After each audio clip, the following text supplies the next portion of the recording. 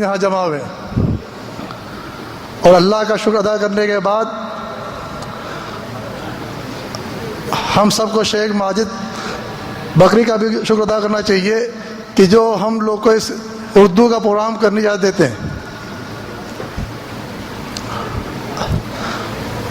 Programme کی شروعات جو ہے میں محمد علی صاحب سے کہتا ہوں شروع کریں قرآن کی تلاوت سے، وہ تشریف لے کے آئیں۔ احمد علی بھائی۔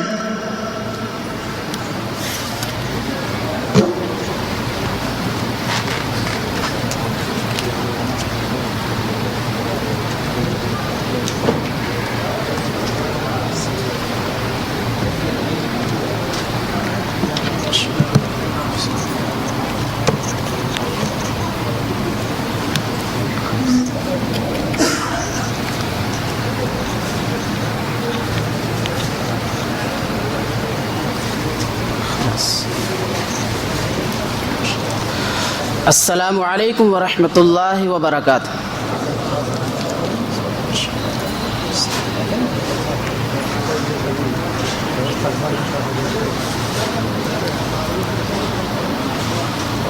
اعوذ باللہ من الشیطان الرجیم۔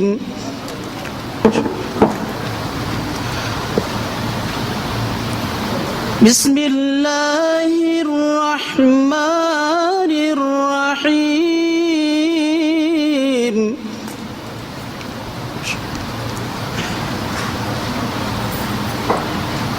وما محمد إلا رسول قد خلت من قبله الرسل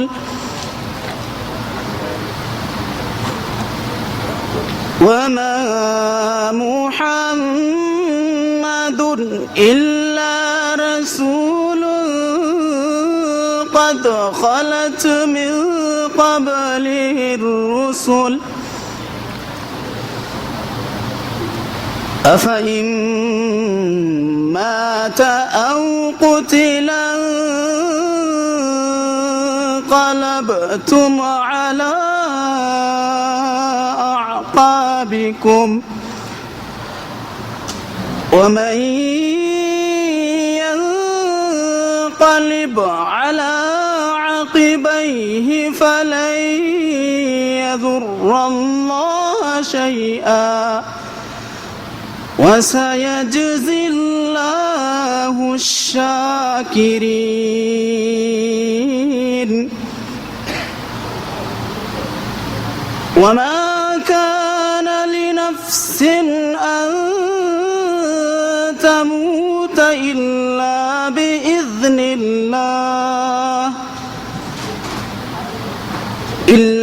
بإذن الله كتابا مؤجلا ومن يرد ثواب الدنيا نؤتيه منها ومن يرد ثواب الآخرة نؤتيه منها وسنجزي الشاكرين۔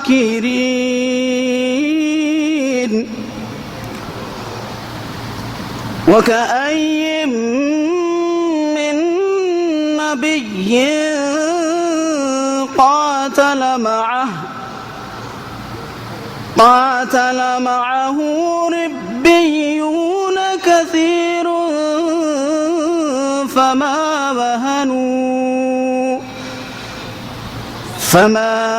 وهنوا لما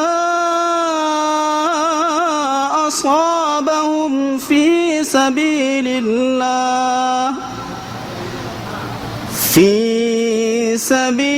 الله وما ضعفوا وما استكانوا والله يحب الصابرين۔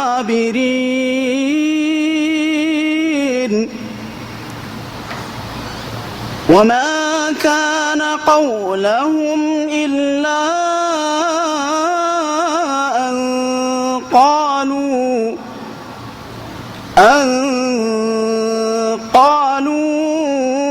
ربنا اغفر لنا ذنوبنا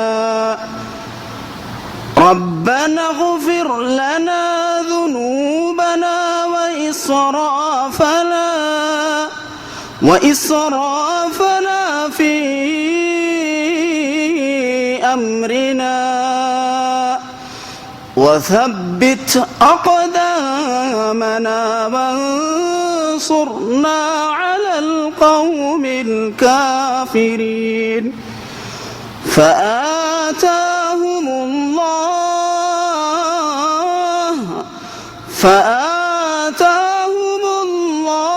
ثواب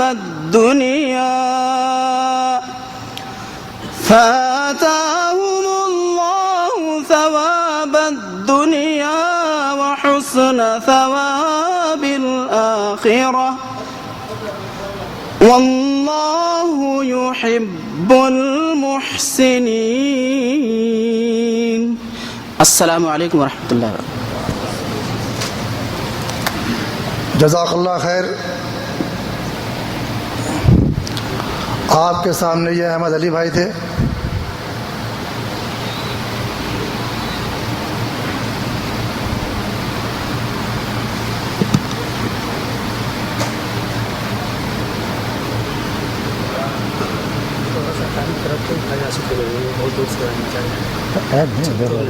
ساڑھے 8 بجے پروگرام کافی دیر سے پریشان تھے ساتھی کافی سارے تک ہیں چلیے ہم دونوں انہیں لمبا کر لیں بات سمجھے خیر.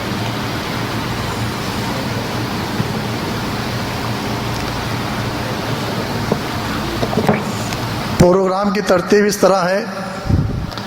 ابھی آپ کے سامنے شیخ نعیم اللہ صاحب جو ہے اس مجلس میں جمع ہونے کی فضیلت بیان کریں گے جن کا وقت 10 منٹ کا ہے. اس کے بعد لکھنؤ سے آئے ہوئے شیخ شہاب الدین مدنی صاحب پروگرام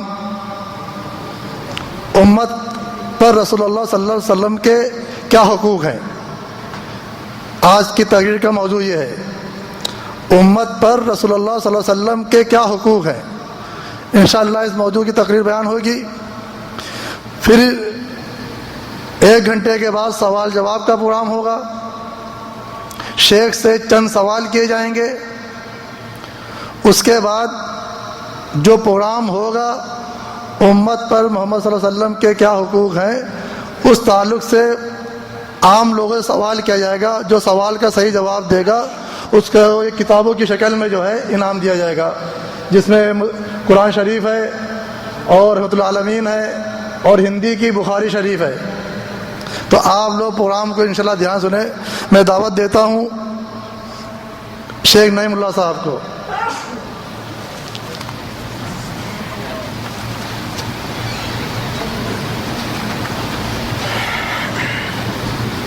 السلام علیکم ورحمۃ اللہ وبرکاتہ. الحمد للہ رب العالمین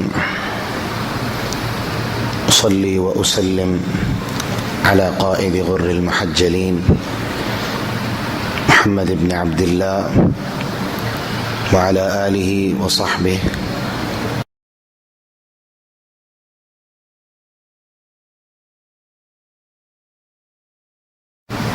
بسم اللہ الرحمن الرحیم. فاذکرونی اذکرکم واشکروا لی ولا تکفرون. والحمد للہ القائل وأن المساجد للہ فلا تدعوا مع اللہ احدا. حضرات گرامی، میں ان 10 منٹوں کے لیے آپ کی پوری توجہ کا طالب رہوں گا کہ وقت مختصر لیکن بات بہت اہم ہے. اس لیے کہیں یہ نہ ہو کہ کوئی بات ضائع ہو جائے اور دل میں تشنگی باقی رہے. اللہ ہمیں سمجھنے کی توفیق عطا فرمائے. مسجد اسلام کا وہ مرکز اور تربیت گاہ ہے جس کے اندر ایک بنیادی سطح سے لے کے اس بڑی سطح تک، جس سطح پہ پہنچ کے کوئی یوں بھی سمجھ بیٹھتا ہے کہ علم کی حدیں ختم ہو گئیں اور میں سب کچھ سیکھ بیٹھا، اس سطح تک پہنچنے کے لیے سب سے بڑا میدان وہ مسجد ہے۔ رب العالمین کا جو اعلان میں نے آپ کے سامنے تلاوت فرمایا،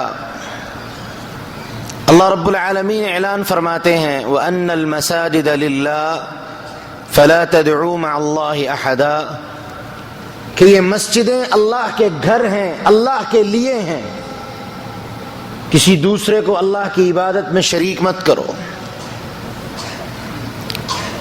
رازی اپنی تفسیر میں بیان کرتے ہیں کہ اس آیہ مبارکہ میں اللہ سبحانہ و تعالی ایک بڑا لطیف نقطہ بیان کر رہے ہیں کہ توحید اور اس کی دعوت کو سمجھنے کے لیے، توحید اور اس کے اغراض و مقاصد کو سمجھنے کے لیے اگر تمہیں کسی جگہ کی ضرورت ہے تو وہ مسجد ہے۔ اگر تمہیں کسی جگہ سے اس چیز کے متعلق کوئی تعلیم ملے گی وہ مسجد ہے۔ معلوم ہوا وَأَنَّ الْمَسَاجِدَ لِلَّهِ، مسجد میں آنے کا مقصد صرف نماز پڑھ کے اٹھک بیٹھک کر کے چلے جانا نہیں، بلکہ مسجد کے اندر بیٹھ کے نماز کے ذریعے سے بھی، تعلیم و تعلم کے ذریعے سے بھی اللہ سبحانہ و تعالی کی توحید اور اس کے ذیل میں تمام علوم کو سیکھنا اور سمجھنا یہ مسجد کے زمرے میں آتا ہے۔ آج ہم نے مسجد کو محدود کر کے رکھ دیا، مقصد صرف نماز پڑھی گئے، نماز سے بڑھ کے بڑی تربیت کیا، لیکن اس بات پہ کہ نماز بھی ہماری اٹھک بیٹھک انتہا، اس سے آگے نہ کبھی سمجھنے کی کوشش کی نہ سمجھنے کی طرف آئے۔ تاریخ اسلام اٹھا کے دیکھیے، ان مسجد کی چٹائیوں سے ہی، ان مسجد کے در و دیواروں سے ہی اس دور سے لے کے آج تک اتنی بڑی شخصیات نکلی ہیں کہ پوری کائنات آج بھی ان کے علم و فضل کی محتاج ٹھہرتی ہے۔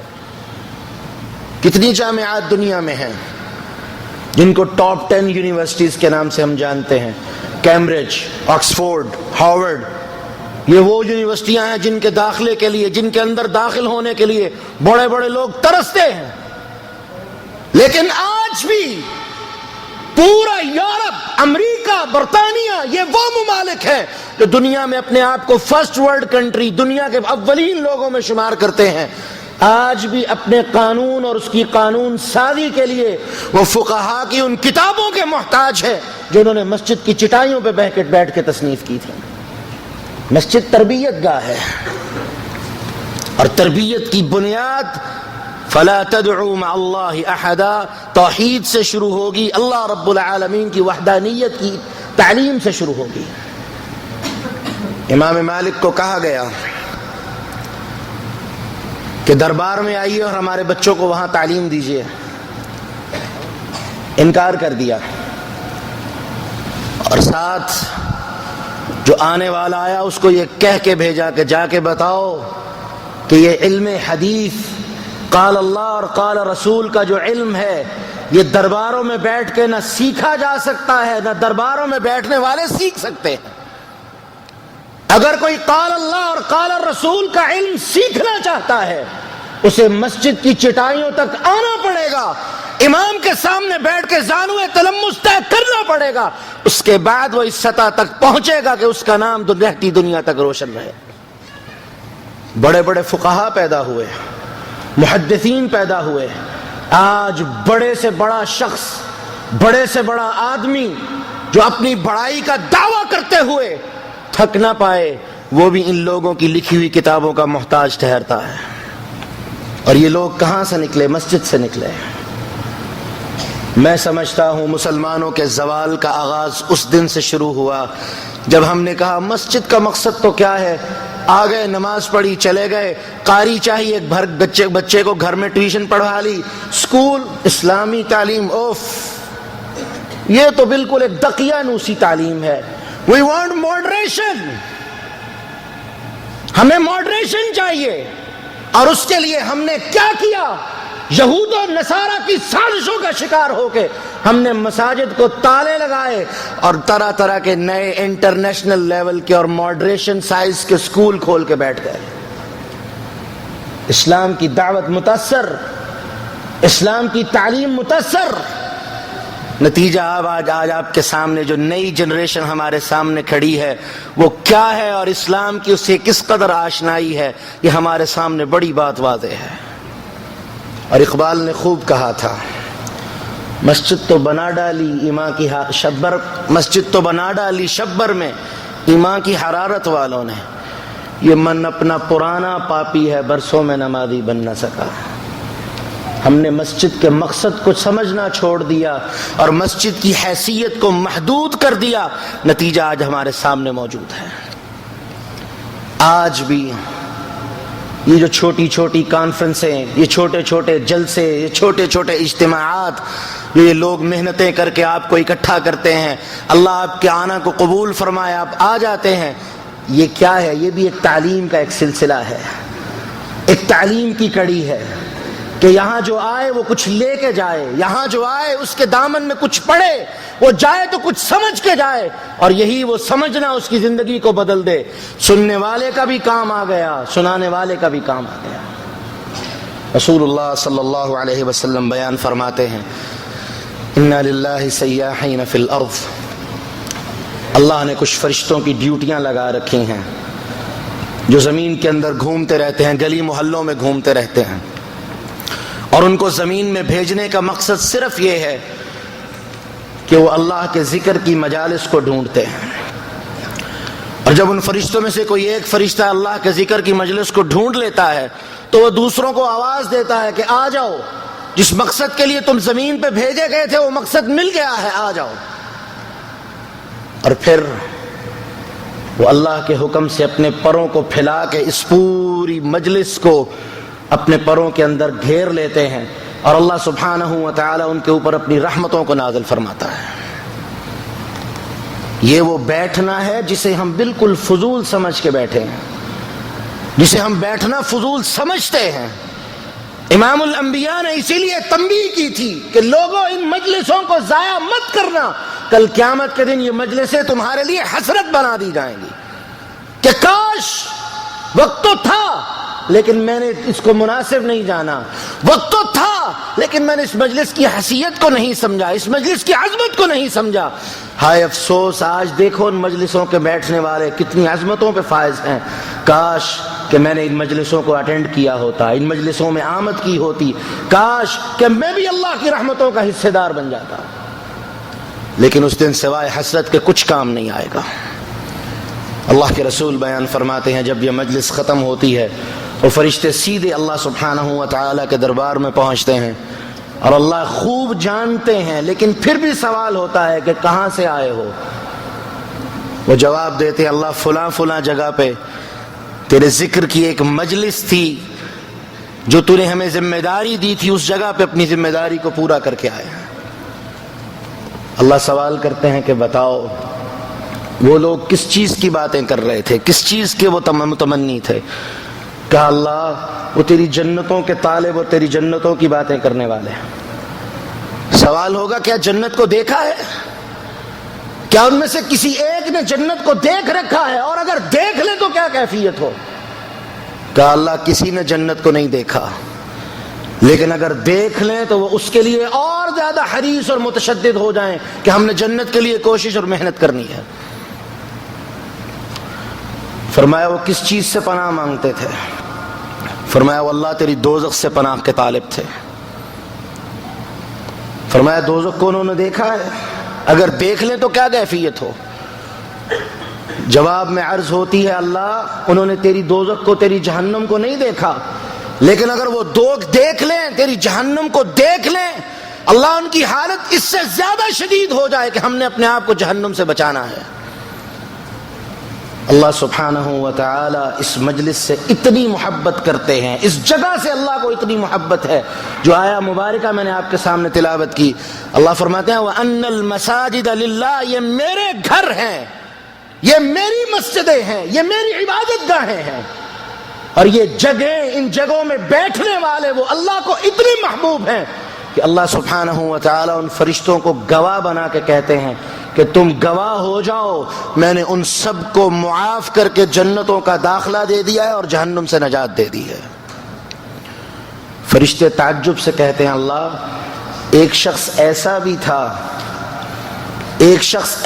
تھا جس کا اس مجلس میں آنے کا کوئی پروگرام نہیں تھا، نہ وہ اس مقصد کے لیے مجلس میں آیا تھا، وہ تو کسی دوسرے کو ملنے کی غرض سے بے مقصد بے غرض وہاں آ بیٹھا. لیکن اللہ سبحانہ و تعالیٰ کی رحمتوں کی انتہا دیکھیے. اللہ فرماتے ہیں یہ وہ جگہ ہے، یہ جس جگہ میں بیٹھنے والے یہ مجھے اتنے محبوب ہیں کہ ان لوگوں کے پاس بیکار اور فضول بیٹھنے والا بھی میری رحمت سے محروم نہیں ہو سکتا. یہ ہیں وہ جگہیں، یہ ہیں وہ یہ محافل، یہ ہیں وہ مجالس جن میں بیٹھ کے ہم اللہ اور اللہ کے رسول صلی اللہ علیہ وسلم کی آیات بینات اور احادیث سے کچھ سیکھتے ہیں. یہاں بیٹھیے اس مقصد سے کہ کچھ سیکھ کے جانا ہے، یہاں بیٹھیے یہ نیت لے کے، یہ دل لے کے کہ آج آئے ہیں کوئی ایک چیز سیکھ کے ضرور جائیں گے، وہ ایک چیز ہی ہماری زندگیوں کو بدلنے کے لیے کافی ہوگی. اور اللہ سبحانہ و تعالی قرآن مجید میں اعلان فرماتے ہیں وَلْتَكُمْ مِنْكُمْ طَائِفَةٌ لِيَتَفَقَّهُوا فِي الدِّينِ وَلِيُنذِرُوا قَوْمَهُمْ إِذَا رَجَعُوا إِلَيْهِمْ لَعَلَّهُمْ يَرْجِعُونَ، کہ تم میں سے ایک جماعت ہونی چاہیے جو دین کو سمجھے، پھر لوگوں کو جا کے اس کی دعوت دے. یہ سمجھنے کے لیے، یہ دعوت کا سبق حاصل کرنے کے لیے یہی وہ مسجدیں ہیں جہاں سے آپ کو دعوت کا سبق بھی ملے گا، اپنی تربیت کا سبق بھی ملے گا. ان جگہوں کی اہمیت کو سمجھیے، ان محافل کی اہمیت کو سمجھیے، نہ ان جگہوں سے بے اعتنائی برتیے اور نہ ان محافلوں سے بے رغبتی برتیے. کل قیامت کے دن یہ حسرت بنا دی جائیں گی. اللہ سے دعا ہے اللہ ہمیں سمجھنے اور عمل کرنے کی توفیق عطا فرمائے. لقد قلت ما قلت ان صوابا فمن اللہ وان خطا فمن نفسی والشیطان واستغفر اللہ ان اللہ کان غفارا. جزاک اللہ خیر. میں اخلاق بھائی کو دعوت دینا چاہتا ہوں، وہ آئیں اور شیخ شہاب الدین صاحب کا تعارف کرائیں.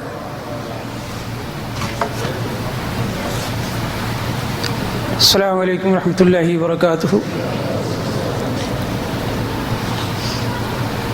معزز حاضرین اکرام، ابھی آپ نے شیخ سے اس مجلس کی اہمیت اور افادیت پر سبق آموز خطاب سنا، اور آپ انشاءاللہ تعالی اسی مجلس کے مستحق ہیں اس پر شیخ نے روشنی ڈالی ہے. مزید اللہ تعالیٰ کا شکر اور احسان ہے کہ اللہ تعالیٰ ہمیں ایسی مجلسیں منعقد کرنے کی توفیق عطا فرمائے. اور دوسرا مزید احسان یہ ہے کہ اللہ تعالیٰ وقتاً فوقتاً ہمارے بیچ میں ایسے علماء بھیجا کرتا ہے کہ جن کی نصیحتوں سے ہم اپنے دین کو سجاتے ہیں، اپنے علم کی پیاس کو بجھاتے ہیں. اسی علماء کے ایک کڑی میں ہمارے شیخ شہاب الدین صاحب ہیں. اللہ تعالیٰ نے ان کو خصوصاً ہم لوگوں کے لیے ہی سمجھ لیجیے یہاں بھیجا ہے جدے کے اندر کہ ہمیں کچھ دین کے واعظ و نصیحت کریں. آپ کا تعلق یو پی اتر پردیش کی جمعیت اہل حدیث کے آپ امیر ہیں، جو اہل لکھنؤ یا قرب جوار کے لوگ ہیں، آپ ان سے بخوبی سب لوگ واقف ہیں. اور آپ کی جو کارگزاری، جو وہاں پر جو جس طریقے سے آپ اس کام کو آگے بڑھا رہے ہیں، انجام دے رہے ہیں، اللہ تعالیٰ سے دعا ہے کہ آپ کو اور بھی توفیق عطا فرمائے. جو وہاں جو محنت اور لگن کے ساتھ آپ کام کر رہے ہیں، اللہ تعالیٰ آپ کو اس کا اجر عطا فرمائے. شیخ شہاب الدین مدنی صاحب.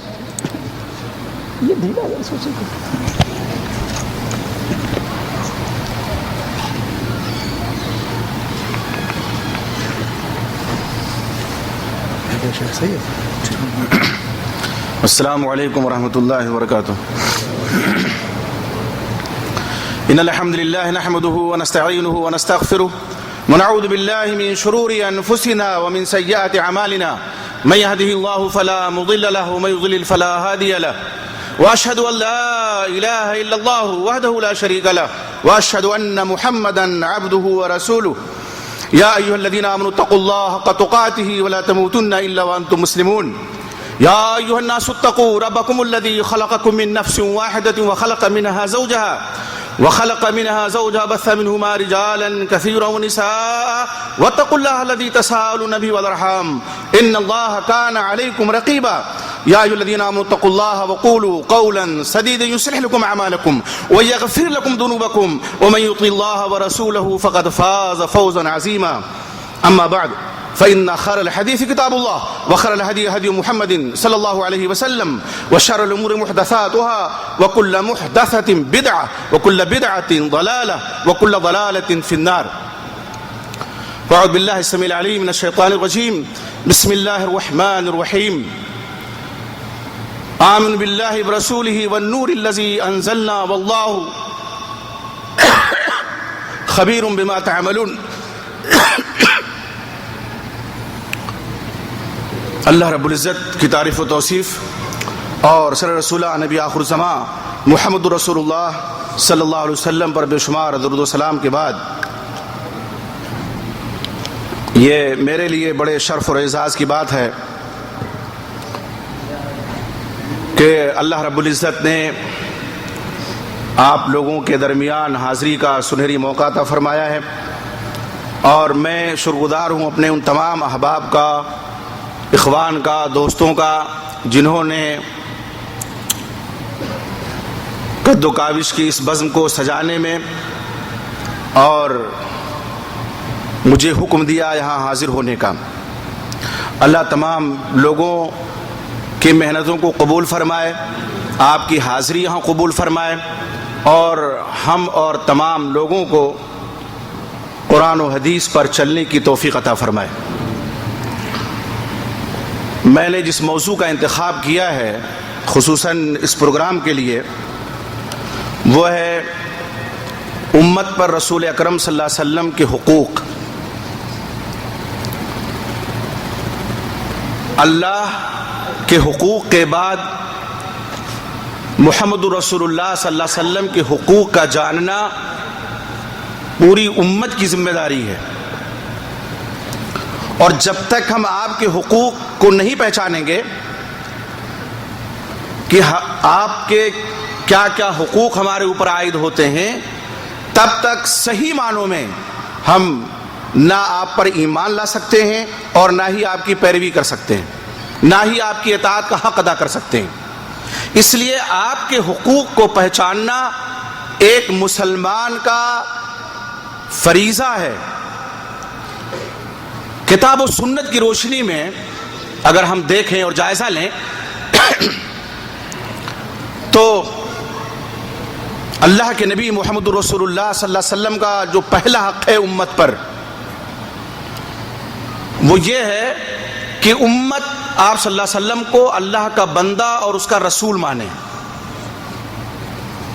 اللہ کا بندہ اور اس کا رسول، صرف رسول مانیں گے تو بھی حق ادا نہیں ہوگا، اور صرف بندہ مانیں گے رسول نہیں مانیں گے تو بھی حق ادا نہیں ہوگا۔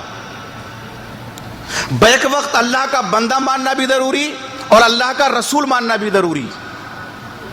قرآن میں اللہ رب العزت نے سورہ تغابن میں فرمایا آمنوا باللہ ورسولہ، اللہ پر ایمان لاؤ اور اس کے رسول پر ایمان لاؤ، والنور الذی انزلنا، اور اس نور پر جس کو ہم نے نازل کیا یعنی قرآن مجید پر ایمان لاؤ، اور اللہ جو کچھ تم کرتے ہو اس کے بارے میں بہت ہی زیادہ خبر رکھنے والا ہے۔ تو اللہ پر ایمان کے بعد اللہ کے رسول محمد رسول اللہ صلی اللہ علیہ وسلم پر ایمان، اور ساتھ میں آپ پر اللہ رب العزت نے جو کتاب ہدایت نازل فرمائی، نور ہدایت قرآن، اس پر ایمان لانا۔ سورہ اسراء، سورہ بنی اسرائیل میں اللہ رب العزت نے فرمایا سبحان الذی اسری بعبدہ، سبحان الذی اسری بعبدہ۔ یہاں دیکھیے ذکر ہو رہا ہے معراج کا، اللہ اس معراج کے ذکر کو، جو ظاہر بات ہے ایک معجزہ ہے اور ایسا معجزہ ہے کہ آپ صلی اللہ علیہ وسلم کا اس معجزے میں کوئی نبی کوئی رسول ہمسر نہیں ہے، اس کو اللہ رب العزت نے جب بیان فرمایا سورہ اسراء کے اندر تو کیا فرمایا؟ پاک ہے وہ ذات جو راتوں رات لے گئی بعبدہ، کس کو؟ اپنے بندے کو. سبحان الذی اسری بعبدہ لیلا من المسجد الحرام الی المسجد الاقصی الذی بارکنا حولہ.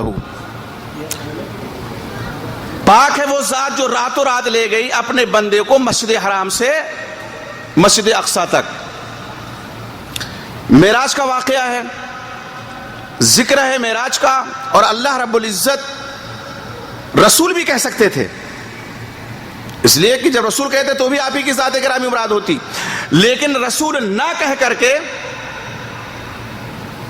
عبد کا لفظ استعمال کیا اللہ تعالیٰ نے. عبودیت آپ کا معراج کمال ہے، اور اس کمال کی انتہا آپ صلی اللہ علیہ وسلم کی رسالت ہے. تو آپ اللہ کے بندے بھی ہیں اور اللہ کے رسول بھی ہیں. بندہ ماننا بھی ضروری، اللہ کا رسول ماننا بھی ضروری. یہ پہلا حق ہے بنیادی امت پر محمد رسول اللہ صلی اللہ علیہ وسلم کا. دیکھیے اس حق کو کس طرح سے امت کے بہت سے لوگ ملیا میٹ کرتے ہیں، نہیں مانتے. بہت سے ہیں جو رسول تو مانتے ہیں لیکن عبد نہیں مانتے. کیا کہتے ہیں کہ آپ صلی اللہ علیہ وسلم نور من نور اللہ ہیں. یہی آیت جو میں نے پڑھی ہے سورہ تغابن کی، اس سے کہتے ہیں آپ صلی اللہ علیہ وسلم کی ذات مراد ہے، جبکہ اس سے مراد قرآن مجید ہے. آپ نور ہدایت ہیں، اس میں کوئی دو رائے نہیں ہے، لیکن آپ کی ذات نور سے بنائی گئی ہے ایسا نہیں ہے.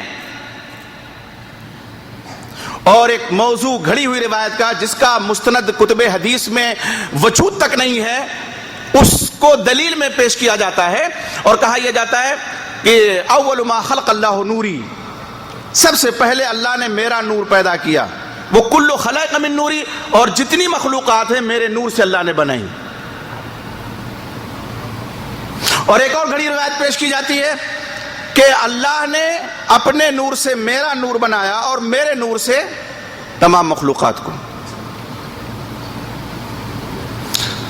اول کسی مستند کتب حدیث میں اس کا وجود نہیں، گھڑی ہوئی بات ہے. ثانیاً جامع ترمذی وغیرہ کی جو روایت ہے اور صحیح روایت ہے، علامہ البانی رحمۃ اللہ نے فرمایا کہ اس کی صحت میں کوئی شبہ نہیں ہے کہ اللہ کے نبی محمد رسول اللہ صلی اللہ علیہ وسلم فرماتے ہیں اول ما خلق اللہ القلم، سب سے پہلے اللہ نے قلم کو پیدا کیا. ثم قال اکتب، پھر اس سے کہا لکھ. قال ماذا اکتب، میں کیا لکھوں؟ کہا اکتب القدر، تقدیر لکھ. تو ایک صحیح روایت اور ایک گھڑی ہوئی بات، دونوں میں ٹکراؤ ہو رہا ہے.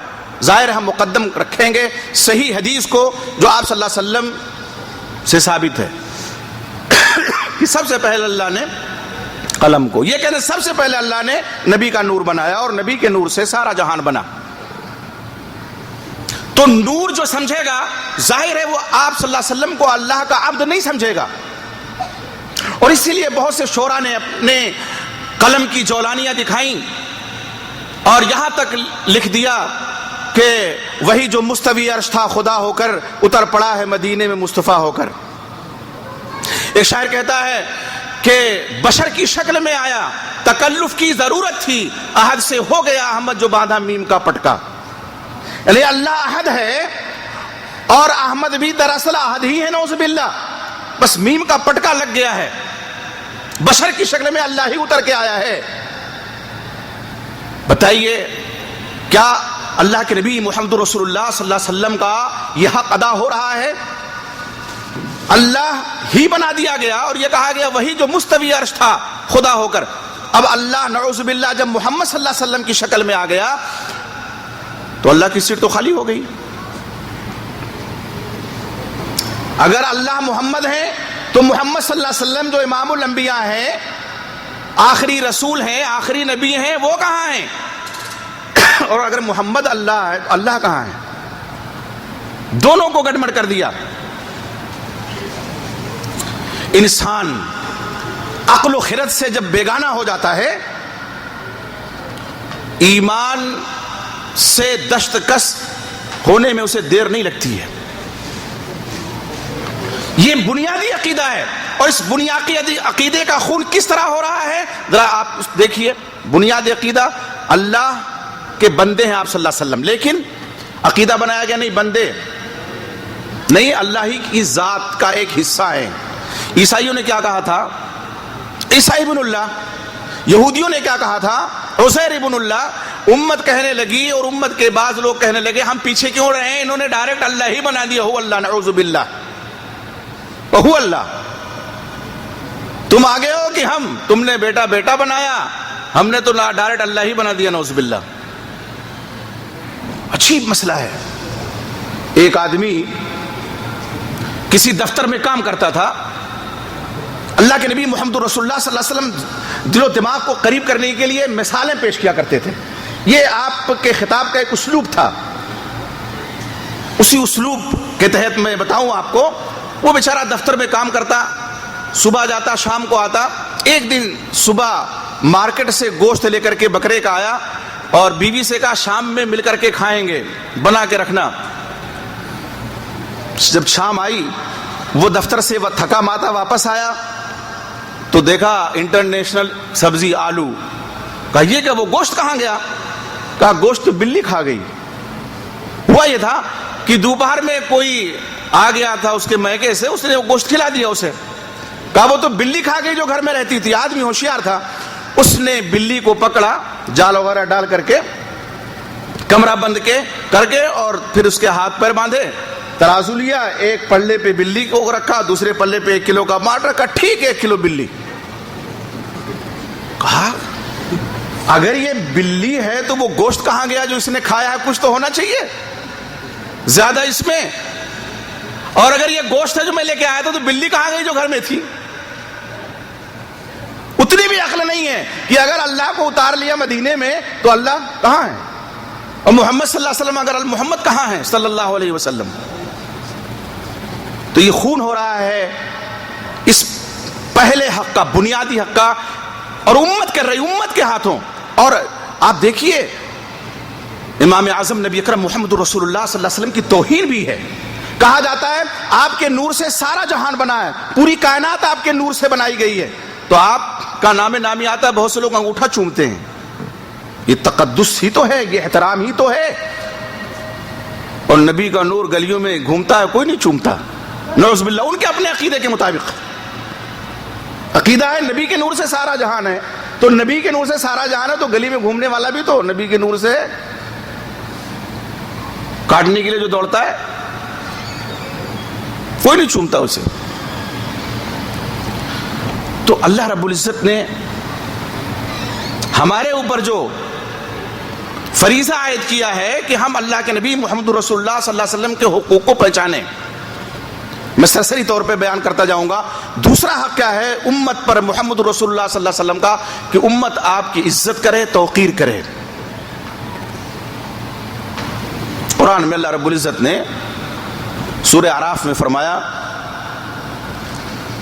فالذین آمنوا به وعزروه ونصروه واتبعوا النور الذی انزل معه اولئک هم المفلحون. یہاں بھی نور ہے. جو لوگ ایمان لائے آپ صلی اللہ علیہ وسلم پر اور انہوں نے آپ کا ادب کیا، آپ کی عزت کی، آپ کی توقیر کی، اور اس نور کی پیروی کی جو آپ کے ساتھ نور نازل کیا گیا، یعنی قرآن مجید کی، دراصل یہی کامیاب ہونے والے ہیں، یہی کامیاب ہونے والے ہیں. اللہ رب العزت نے کن کو کامیاب قرار دیا اس آیت کریمہ میں؟ جو آپ صلی اللہ علیہ وسلم پر ایمان لائے، آپ کی عزت و توقیر کریں، آپ کا ادب و احترام کریں. اور ادب و احترام کا تقاضا یہ ہے کہ آپ صلی اللہ علیہ وسلم کے سامنے آواز نہ بلند کی جائے. اسی کو سورہ حجرات میں اللہ رب العزت نے فرمایا یا ایھا الذین آمنوا لا ترفعوا اصواتکم فوق صوت النبی ولا تجهروا له بالقول كجهر بعضكم لبعض ان تحبط اعمالكم وانتم لا تشعرون. ایمان والو نبی کی آواز پر اپنی آواز کو بلند نہ کرو. لا ترفعوا اصواتکم فوق صوت النبی. اور آپ سے بلند آواز سے بات بھی نہ کرو جیسے ایک دوسرے کو پکارتے ہو یا فلاں یا فلاں. ایسا کہیں ایسا نہ ہو کہ تمہارے اعمال ضائع ہو جائیں, اکارت ہو جائیں, برباد ہو جائیں اور تمہیں احساس تک نہ ہو. اس آیت کریمہ کا شان نزول ذرا دیکھیے. صحیح بخاری کی روایت میں آپ صلی اللہ علیہ وسلم کے پاس بنو تمیم کا وفد آیا, اور جب جانے کو ہوا تو یہ ہوا کہ اس وفد پہ کسی کو امیر بنا دیا جائے. دو مختلف رائے آئیں. امت میں سب سے افضل انسان کی رائے, افضل البشر بعد الانبیاء, ابو بکر صدیق رضی اللہ تعالیٰ عنہ کی. ان کے بعد جن کا مقام و مرتبہ حضرت عمر بن خطاب رضی اللہ تعالیٰ عنہ کی رائے. ایک نے کہا حضرت اقرع بن حابس کو بنا دیجئے, دوسرے نے کہا نہیں قعقاع بن معبد کو بنا دیجئے. صدیق اکبر نے حضرت عمر فاروق سے کہا کہ تمہیں تو میری مخالفت کرنا ہی ہے, میں نے ایک مشورہ دیا تھا, اب تم. آواز تھوڑی دونوں کی بلند ہوئی, آسمان سے وحی آ گئی. اللہ رب العزت نے خطاب کیا تمام ایمان والوں سے اور فرمایا نبی کی آواز پر اپنی آواز کو بلند نہ کرو اور آپ کے سامنے بلند آواز سے گفتگو بھی نہ کرو. کس کو کہا جا رہا ہے؟ افضل البشر بعد الانبیاء. مخاطب پوری امت ہے, تمام ایمان والے ہیں. لیکن آپ ذرا دیکھیں اللہ رب العزت کیا فرماتے ہیں, ایسا نہ ہو کہ تمہارے اعمال ضائع ہو جائیں, تمہیں احساس بھی نہ ہو. حضرت ثابت بن قیس رضی اللہ تعالیٰ عنہ جہوری الصوت تھے. فطری طور پہ بعض لوگوں کی آواز بلند ہوتی ہے, ان کی آواز بلند تھی فطری طور پہ. ان کو جب آیت کریمہ معلوم ہوئی تو گھر میں دبک کر کے بیٹھ گئے. مبادا آپ صلی اللہ علیہ وسلم کا سامنا ہو, میری آواز بلند ہو جائے اور ساری نیکیاں میری اکارت ہو جائیں, ضائع ہو جائیں, برباد ہو جائیں. گھر میں دبک کے بیٹھ گئے. آپ صلی اللہ علیہ وسلم نے ان کو ایک مجلس میں غائب دیکھا, کہا کہاں ہیں ثابت بن قیس؟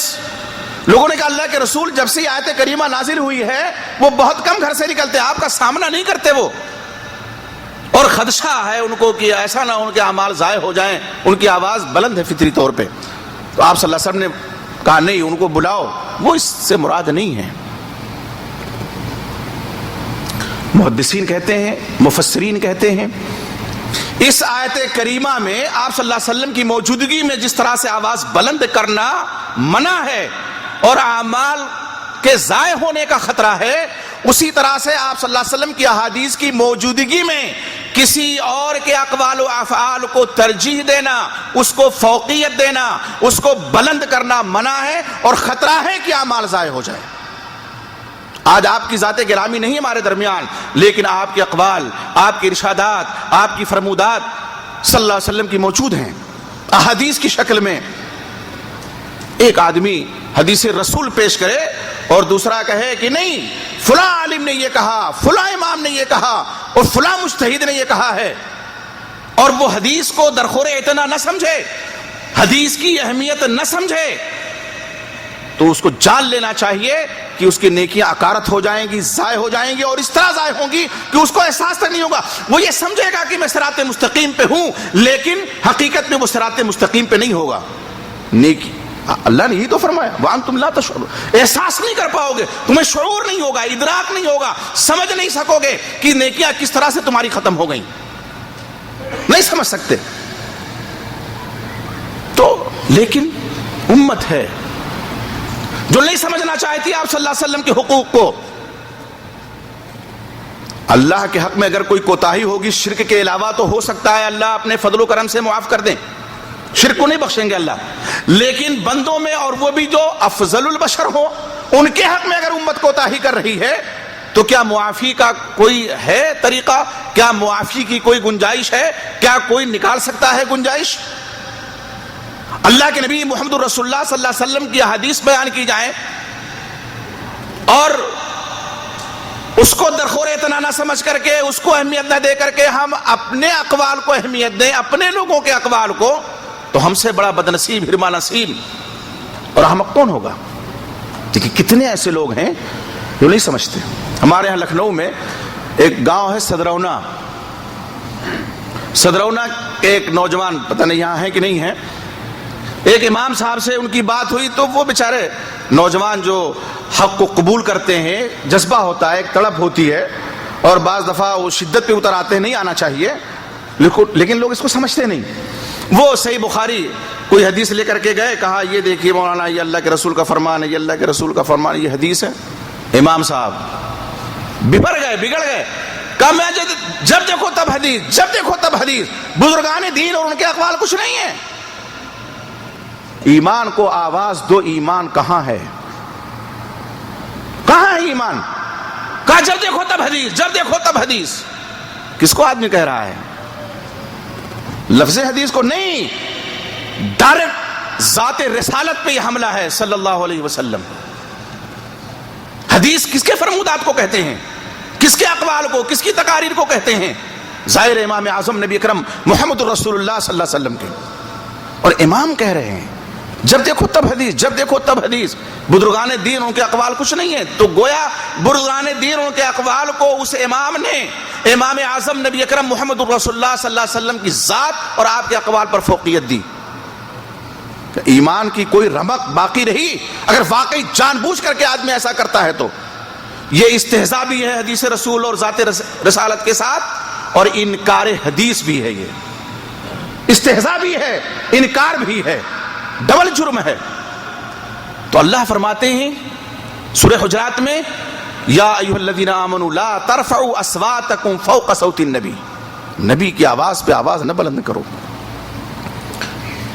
یہ دو حق ہو گئے آپ صلی اللہ علیہ وسلم کے. تیسرا حق یہ ہے کہ اللہ کے بعد آپ سے سب سے زیادہ محبت کی جائے. اللہ کے بعد سب سے زیادہ آپ صلی اللہ علیہ وسلم سے محبت. ہم محبت رسول پہ بہت سے خطابات سنتے ہیں. قرآن میں اللہ رب العزت نے فرمایا قل ان کنتم تحبون اللہ فاتبعونی یحببکم اللہ. اے نبی صلی اللہ علیہ وسلم آپ کہہ دیجئے اگر تم اللہ سے محبت کرتے ہو تو میری پیروی کرو, اللہ تمہیں محبوب بنا لیں گے. یعنی اللہ سے محبت کا اگر کوئی دعویٰ کرتا ہے تو اس محبت تک پہنچنے کے لیے آپ صلی اللہ علیہ وسلم کی پیروی کا راستہ اپنانا پڑے گا. آپ سے محبت, اور اگر آپ صلی اللہ علیہ وسلم سے محبت کسی کو نہیں ہے تو اللہ سے اسے محبت نہیں ہو سکتی.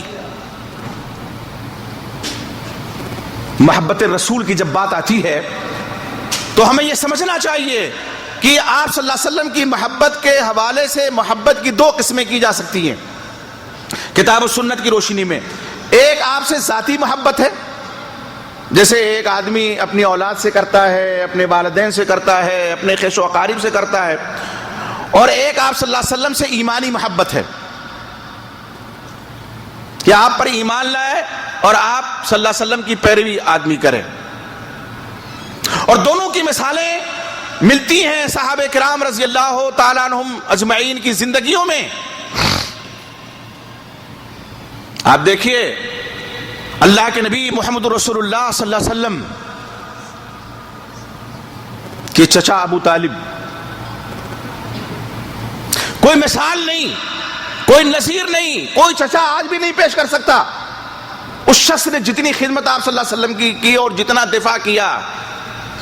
یہ ایک چچا کی فطری محبت تھی بھتیجے کے تئیں.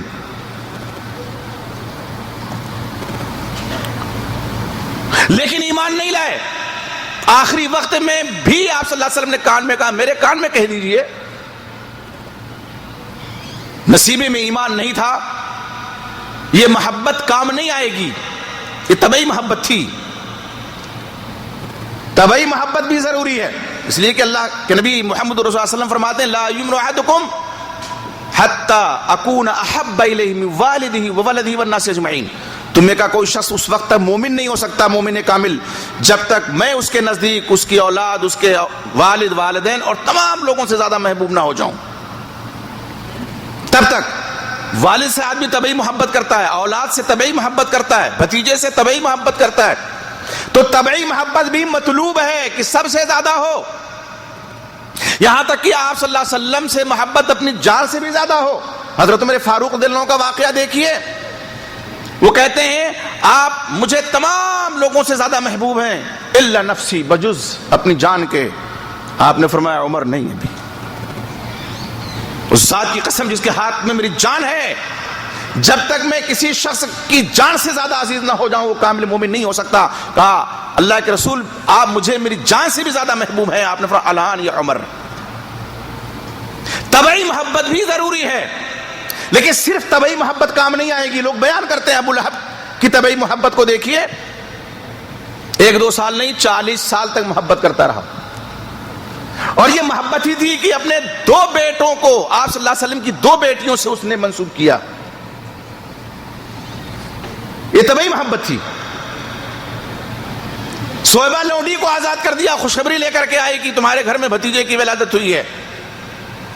اس روایت کی اسنادی حیثیت سے قطع نظر، لیکن یہ تو صحیح ہے کہ 2 بیٹوں کو منسوب اس نے کیا تھا. لیکن بیان کرنے والے اسے بھی بیان کرتے ہیں یہ طبعی محبت بھی ہی تو تھی بھتیجے کی کہ تئیں ابو لہب لعین کی. لیکن جب ایمانی محبت کی باری آئی اور آپ صلی اللہ علیہ وسلم نے فرمایا اپنے گھر پہ دعوت لے کر کے، یا ایھا الناس قولوا لا الہ الا اللہ تفلحوا، لوگوں کہہ دو اللہ کے علاوہ کوئی معبود برحق نہیں ہے، کامیاب ہو جاؤ گے. بڑے بوڑھے بزرگ سب بیٹھے ہیں، بچے بھی ہیں، سر نواڑے ہوئے ہیں. اس لیے کہ آپ کی ایک اچھی خاصی عمر کا حصہ گزرا تھا مکے والوں کے درمیان. 40 سال کی طویل مدت کسی نے جھوٹ کا تجربہ آپ پہ نہیں کیا تھا. لوگ امین و صادق کہتے نہیں تھکتے تھے، کیسے انکار کرتے. لیکن عدلی بدبخت کھڑا ہوا، یہی ابو لہب کا تب لک سائر اليوم لہذا جماعتنا، پورے دن نعوذ باللہ تم ٹوٹے اور خسارے میں رہو. کیا اس لیے اکٹھا کیا تھا؟ ایک اللہ کی طرف. اور یہ 360 جو رکھ چھوڑے ہیں، یہ لات ہے، یہ عزا ہے، یہ منات ہے، یہ حبل ہے، یہ فلاں ہے، یہ فلاں ہے.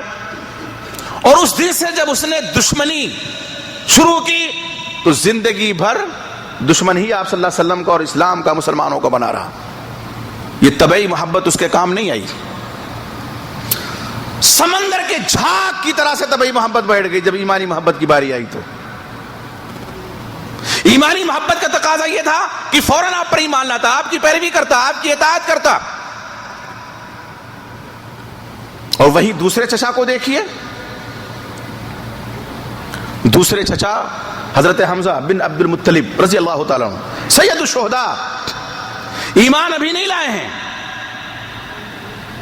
شکار سے واپس ہوئے، عبداللہ بن جدعان کی لونڈی نے ایک حادثہ دیکھا. ابو جہل لعین نے آپ صلی اللہ علیہ وسلم کو زد و کوب کیا تھا مکے والوں کے سامنے، خانہ کعبہ کے بغل میں. حضرت حمزہ کو دیکھا اس نے کہ وہ شکار سے واپس آ رہے ہیں. اتری بالا خانے سے نیچے آئی اور راستہ روک کے کہا حمزہ تمہیں کچھ پتا بھی ہے؟ آج تمہارے بھتیجے محمد صلی اللہ علیہ وسلم کو ابو جہل نے بہت ہی مارا ہے، بہت ہی زد و کوب کیا ہے. ایمان نہیں لائے تھے، گھر نہیں گئے، شکار کا سامان ساتھی میں ہے. کہا کہاں ہے وہ؟ کہا وہ ڈینگے مار رہا ہے مکے والوں کے بیچ میں، صنادید قریش کے بیچ میں.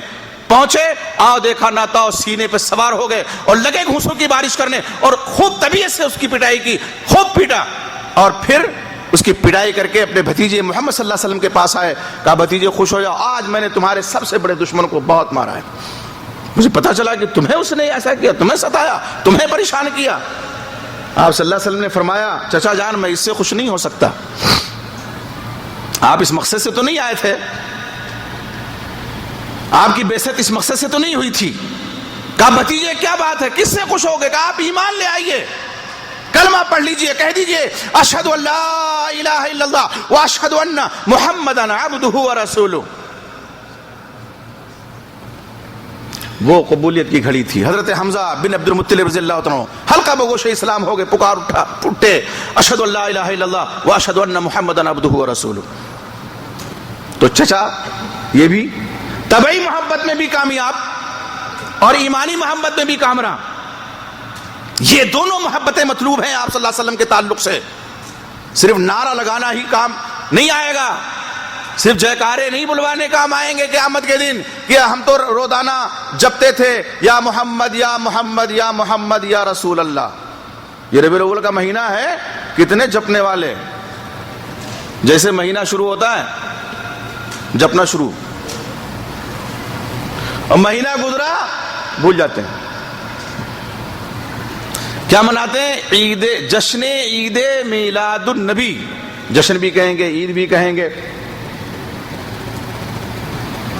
ہم لوگوں کے بچپن میں لوگ مناتے تھے کیا کہتے تھے؟ 12 وفات. جو آج عید منانے والے ہیں, جو جشن کا دن منانے والے ہیں, وہی چند سال پہلے 12 وفات کے نام سے یہی تیوہار مناتے تھے. پتہ نہیں ان کو خود عقل آئی یا لوگوں نے عقل دی کہ تم تو وفات رسول کے قائل ہی نہیں ہو اور 12 وفات مناتے ہو. ارے ہوتا ہے نا کہ باطل کو قرار نہیں ہے, باطل کو قرار نہیں ہے. کہا یہ تو بڑی بھول ہو گئی, ہم لوگ وفات کے قائل نہیں ہو, 12 وفات کے نام سے منا رہے. کام وہی کرتے تھے. 12 وفات جب کرتے تھے تب بھی جھانکیاں نکلتی تھی, تب بھی اونٹ سجتے تھے, تب بھی گھوڑے سجتے تھے, اور تب بھی نگارے بجتے تھے. اور آج جب جشن منا رہے ہیں اسی دن, تب بھی وہی سب کچھ ہو رہا ہے, صرف نام بدل دیا ہے. پہلے 12 وفات کے نام سے کرتے تھے, اب جشن عید میلاد النبی کے نام پہ ہو رہا ہے. اندازہ لگائیے امت کہاں جا رہی ہے. نام نبی کا لیا جا رہا ہے اور کام ایک دم شیطانوں کا ہو رہا ہے. اسی طرح نام صحابہ کا لیا جا رہا ہے اور صحابہ کے خلاف سارے کام ہو رہے ہیں. جلوس بھی نکلیں گے, جلوس مدح صحابہ کے نام سے ہمارے لکھنؤ میں ہر سال نکلتے ہیں. اس سال تو باقاعدہ بعض لوگوں نے مطالبہ کیا شاسن سے کہ جلوس پہ پابندی لگا دی جائے. وہی جو جلوس کے حامی تھے. کیوں؟ اس لیے کہ جلوس میں جانے جاتی ہیں, فسادات کی نظر املاک ہوتی ہیں اور بہت خسارے میں آ جاتے ہیں لوگ دونوں طرف کے. تو کہا یہ جلوس ہی ہے بنیاد. ہم زمانے سے چیختے آ رہے ہیں کہ جلوس کا کوئی وجود نہیں اسلام میں. کوئی ثابت نہیں کر سکتا کہ آپ صلی اللہ علیہ وسلم نے کبھی کفار مکہ کے خلاف جلوس نکالا ہو. چلو اس وقت آپ مظلومیت کی حیثیت سے تھے, لیکن جب مدینہ آپ پہنچے تو کوئی نہیں ثابت کر سکتا کہ بنو نذیر کے خلاف آپ نے جلوس نکالا ہو, یہودیوں کے خلاف آپ نے جلوس نکالا ہو, بنو قریظہ کے خلاف آپ نے نکالو. کوئی نہیں, ایک ادنا دلیل بھی نہیں ہے. جلوس کی ابتدا کیسے ہوئی؟ انہوں نے نکالنا شروع کیا تو انہوں نے کہا ہم بھی نکال لیں گے چاہے ایک ہی ہو. اب تو 2 نکلتے ہیں, جلوس محمدی اور جلوس مدح صحابہ. ایک صاحب کہنے لگے جلوس میں 2-4 لوگ بیچارے مارے گئے سنی. پوچھا ایک صاحب نے مسئلہ کہ کیا یہ شہید ہیں؟ انہوں نے کہا اللہ عالم بالثواب, یہ شہید ہیں کہ نہیں یہ تو اللہ جانے, لیکن پہلے مقصد دیکھنا چاہیے کس مقصد سے جلوس میں گئے تھے. کئی نمازیں چھوڑ دیتے ہیں لوگ جھنڈے بلند کرنے میں. صحابہ کا نام لیں گے اور جھنڈا ہوگا کہ فلاں عالم کا جھنڈا ہے, وہ اگوائی کر رہے ہیں, وہ جھنڈے کی امامت کر رہے ہیں. تو ان کے جयکارے بلوانے کے لیے کیسے ہم کہہ دیں کہ شہید ہے آدمی؟ اللہ کے راستے میں اگر کوئی شہید ہوتا ہے تو چلو ٹھیک ہے. کیا یہ اللہ کا راستہ ہے؟ کیا یہ رسول کا راستہ ہے؟ کیا یہ دین کا راستہ ہے؟ حاشا و کلا, قطعاً نہیں. لیکن پھر بھی طمع ہے, خواہش ہے کہ شہیدوں میں نام لکھ دیا جائے. شہید ایسے نہیں ہوتے. تو آپ صلی اللہ علیہ وسلم سے محبت دل سے ہونی چاہیے, آپ کی پیروی کر کے ہونی چاہیے, آپ کی سنتوں سے محبت ہونی چاہیے. سنتوں سے بیزاری ہو اور نام سنی رکھ لیں, کیا فائدہ ہے؟ سنت پہ تیشے چلائے جائیں, سنت پہ پھاوڑے چلائے جائیں, اور جب بھی حدیث رسول کوئی بیان کرے تو تان و تشنیع کیا جائے اس کے اوپر. حدیث رسول کو لے کر کے طنز کے تیر برسائے جاتے ہیں. ایک صاحب کہنے لگے کہ یہ لوگ کہتے ہیں حدیث مانو تو کھڑے ہو کے پیشاب کریں. حدیث میں تو ہے کہ اللہ کے رسول صلی اللہ علیہ وسلم ایک قوم کے گھور کے پاس آئے اور کھڑے ہو کے پیشاب آپ نہیں کیا تو کھڑے ہو کے پیشاب کرو. واہ صاحب, اندھے کو اندھیرے میں بڑی دور کی سوجھی. بے شک ہم کریں گے اگر وہ صورتحال ہوگی جو آپ صلی اللہ علیہ وسلم کے ساتھ تھی. اور ہم یہ کہتے ہیں اور ڈنکے کی چوٹ پہ کہتے ہیں کہ نبی گرامی امام اعظم محمد رسول اللہ صلی اللہ علیہ وسلم جو عمل کیا وہ امت کو بتلانے کے لیے ہو سکتا ہے کہ آپ کو ضرورت کبھی نہ پیش آتی ایسی، لیکن ہم تو ضرورت مند ہیں. آپ سفر کرتے ہیں ہوائی جہاز کا، ایئرپورٹ پہ جاتے ہیں، آپ کو ضرورت ہے استنجا کی، لیکن آپ کہیں نہیں کر سکتے بیٹھ کے، کیا کریں گے آپ؟ اگر یہ سنت حدیث رسول نہ موجود ہوتی، سنت رسول، آپ کا یہ عمل موجود نہ ہوتا، ہم کیا کرتے؟ آپ صلی اللہ علیہ وسلم نماز میں اگر نہ بھولتے تو سجدے سہو کا حکم ہمیں کیسے معلوم ہوتا؟ ہم تو بھولتے ہیں. پھر یہ جو اعمال و افعال ہیں کس لیے؟ سہولت کے لیے امت کی. حیران و پریشان امت رہتی ہے، اب کیا کریں؟ کہاں جائیں؟ بیماری کو دعوت دیں، موت کو دعوت دیں، کیا کریں گے؟ آدمی مسانے میں دیر تک نہیں روک سکتا پیشاب کو، کیا کرے گا وہ؟ آخر کھڑے ہو کے کر نہیں سکتا. یہ تنزر کہا جاتا ہے کہ اگر تم حدیث مانتے ہو تو کھڑے ہو کے کرو. ایک صاحب فقہ الحدیث لے کر کے آئے میرے پاس، ایک گاؤں ہے کاکوری کے پاس، درگا گنج، کہ دیکھیے آپ کے علامہ البانی نے یہ لکھا ہوا ہے کہ سنت ہے کھڑے ہو کے پیشاب کرنا. پہلے انہوں نے کہا سنت ہے کھڑے ہو کے پیشاب کرنا لکھا. ہم نے کہا علامہ البانی یہ نہیں لکھ سکتے، اور جو آپ کہہ رہے ہیں فقہ الحدیث ان کی کتاب ہے، یہ بھی غلط ہے. فقہ الحدیث علامہ شوکانی رحمۃ اللہ علیہ کی کتاب ہے، ان کی تحقیق و تخریج ہے اس پہ، اور ہمارے ایک پاکستانی عالم نے اس کا ترجمہ کیا ہے. البتہ علامہ البانی رحمۃ اللہ نے اس کتاب پہ کام کیا ہے، ان کے حاشیے بھی ہیں، ان کے اقوال بھی ہیں، اس میں کوئی دو رائے نہیں ہے، مسائل بھی ہیں، لیکن اصل کتاب فقہ الحدیث علامہ شوکانی رحمۃ اللہ علیہ کی ہے. ہم نے کہا دکھائیے، اور جب دکھایا تو یہ حدیث رسول ہے، اس میں اقوال ہیں. ہاں علامہ شوکانی رحمۃ اللہ علیہ نے اس کو سنت لکھا ہے، لیکن اس کو منسوب کر دیا کس کی طرف؟ علامہ البانی رحمۃ اللہ علیہ کی طرف. تو اس طرح سے لوگ آج کرتے کیا ہے، کچھ پمفلیٹ اٹھا لیں گے، کوئی اور چیز کہیں گے. یہ تو ہم کہتے ہیں ہمارے یہاں جو قرآن میں ہے وہ ہمارے یہاں ہے، جو حدیث رسول میں ہے وہ ہمارے یہاں ہے، جو قرآن و حدیث سے باہر ہے وہ ہمارے یہاں نہیں ہے. قرآن و حدیث سے باہر کوئی چیز نہیں. تو محبت رسول کہ یہ دو قسمیں اور دونوں ضروری ہیں، طبعی ہونی چاہیے اور ساتھ ہی ساتھ ایمانی محبت بھی ہونی چاہیے. اور ایمانی محبت کا تقاضا یہ ہے کہ حدیث رسول آ جائے تو سر تسلیم خم کر دیں ہم، پھر چونو چرا کی گنجائش نہیں ہے. پھر ہم علامہ اور فہامہ کے اقوال نہیں پیش کر سکتے، پھر ہم یہ نہیں کہہ سکتے اتنے بڑے عالم، کیا وہ غلط کہہ سکتے ہیں؟ غلطی عالم ہی سے ہوتی ہے، یہ نہیں کہہ سکتے، گنجائش ہی نہیں ہے. تو یہ تیسرا حق ہے آپ صلی اللہ علیہ وسلم کا امت پر اللہ کے بعد سب سے زیادہ محبت کرنا. چوتھا حق کیا ہے؟ اسوہ حسنہ پر عمل کرنا. لقد کان لکم فی رسول اللہ اسوۃ حسنہ، بے شک آپ صلی اللہ علیہ وسلم کی زندگی میں، آپ کی حیات طیبہ میں تمہارے لیے بہترین نمونہ ہے، بہترین نمونہ، آئیڈیل. حکم اس آیت میں کیا ہے کہ ہم اپنا آئیڈیل بنائیں، نمونہ بنائیں تو آپ صلی اللہ علیہ وسلم کو. آج لوگوں نے یہ پیمانہ بھی بدل دیا، اپنا آئیڈیل کسی اور کو بنا رکھا ہے. گھر میں بچہ پیدا ہوگا تو کیا نام رکھو گے؟ نبی کے نام پہ، صحابہ کے نام پہ نہیں، آئیڈیل ایک دم پیمانہ ہی بدل دیا.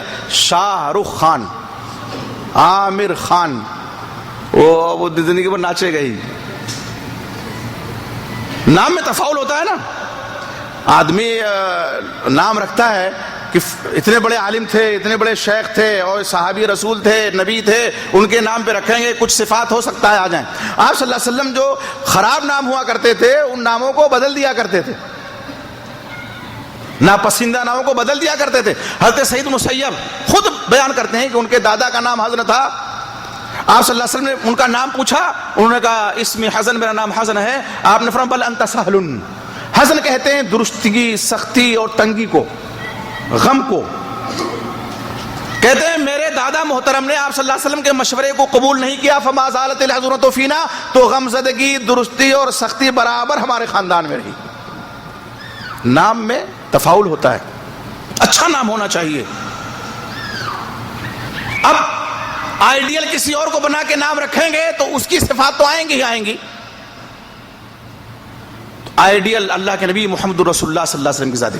کسی بھی عمل میں، شادی بیاہ کا مسئلہ ہو، خوشی غمی کا مسئلہ ہو، نماز روزے کے معاملات ہوں، تمام میں ہمیں آئیڈیل نمونہ آپ صلی اللہ علیہ وسلم کو بنانا ہے۔ آج ہمارے یہاں شادیاں ہوتی ہیں علامہ والحفیظ، اللہ، لوگ ضرورت سے زیادہ باقاعدہ بعض لوگ لون لے کر کے سود پر پیسہ لے کر کے خرچ کرتے ہیں، اور ڈیکوریشن کے نام پہ تو اتنا خرچ کرتے ہیں کہ اتنے میں کئی غریب لڑکیوں کی شادی تک ہو جائے۔ ڈیکوریشن کے نام پہ لاکھوں روپے خرچ کرتے ہیں۔ ہمیں ایک شادی میں جانے کا موقع ملا، اتفاق سے مجھے ہی نکاح پڑھانا تھا۔ اہل حدیث عالم فری نکاح پڑھاتا ہے تو بہت سے دوسرے لوگ بھی بلا لیتے ہیں۔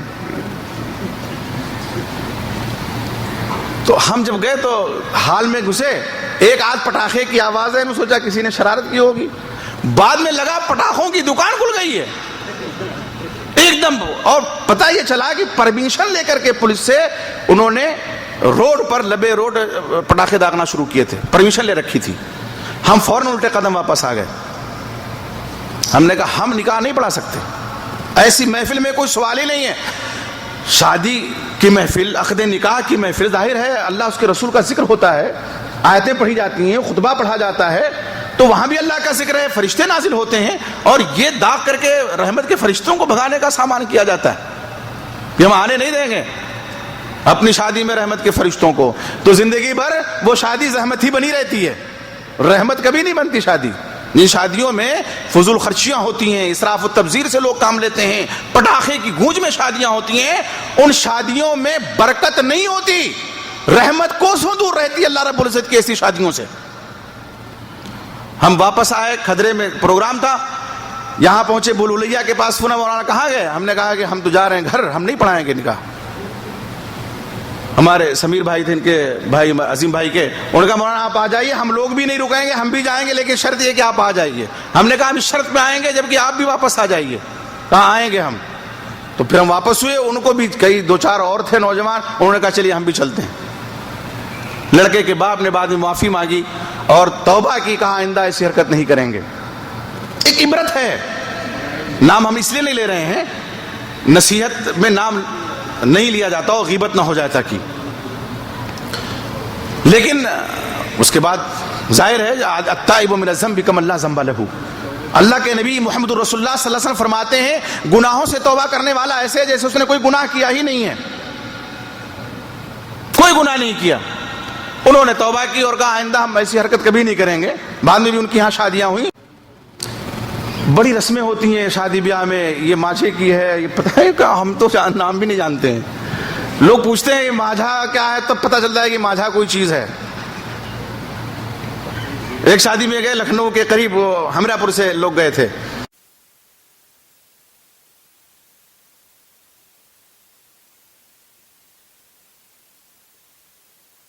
تمہارا یہ مقدمہ جب دربار رسالت میں پہنچا تو آپ صلی اللہ علیہ وسلم نے ایک بڑا حکیمانہ فیصلہ کیا۔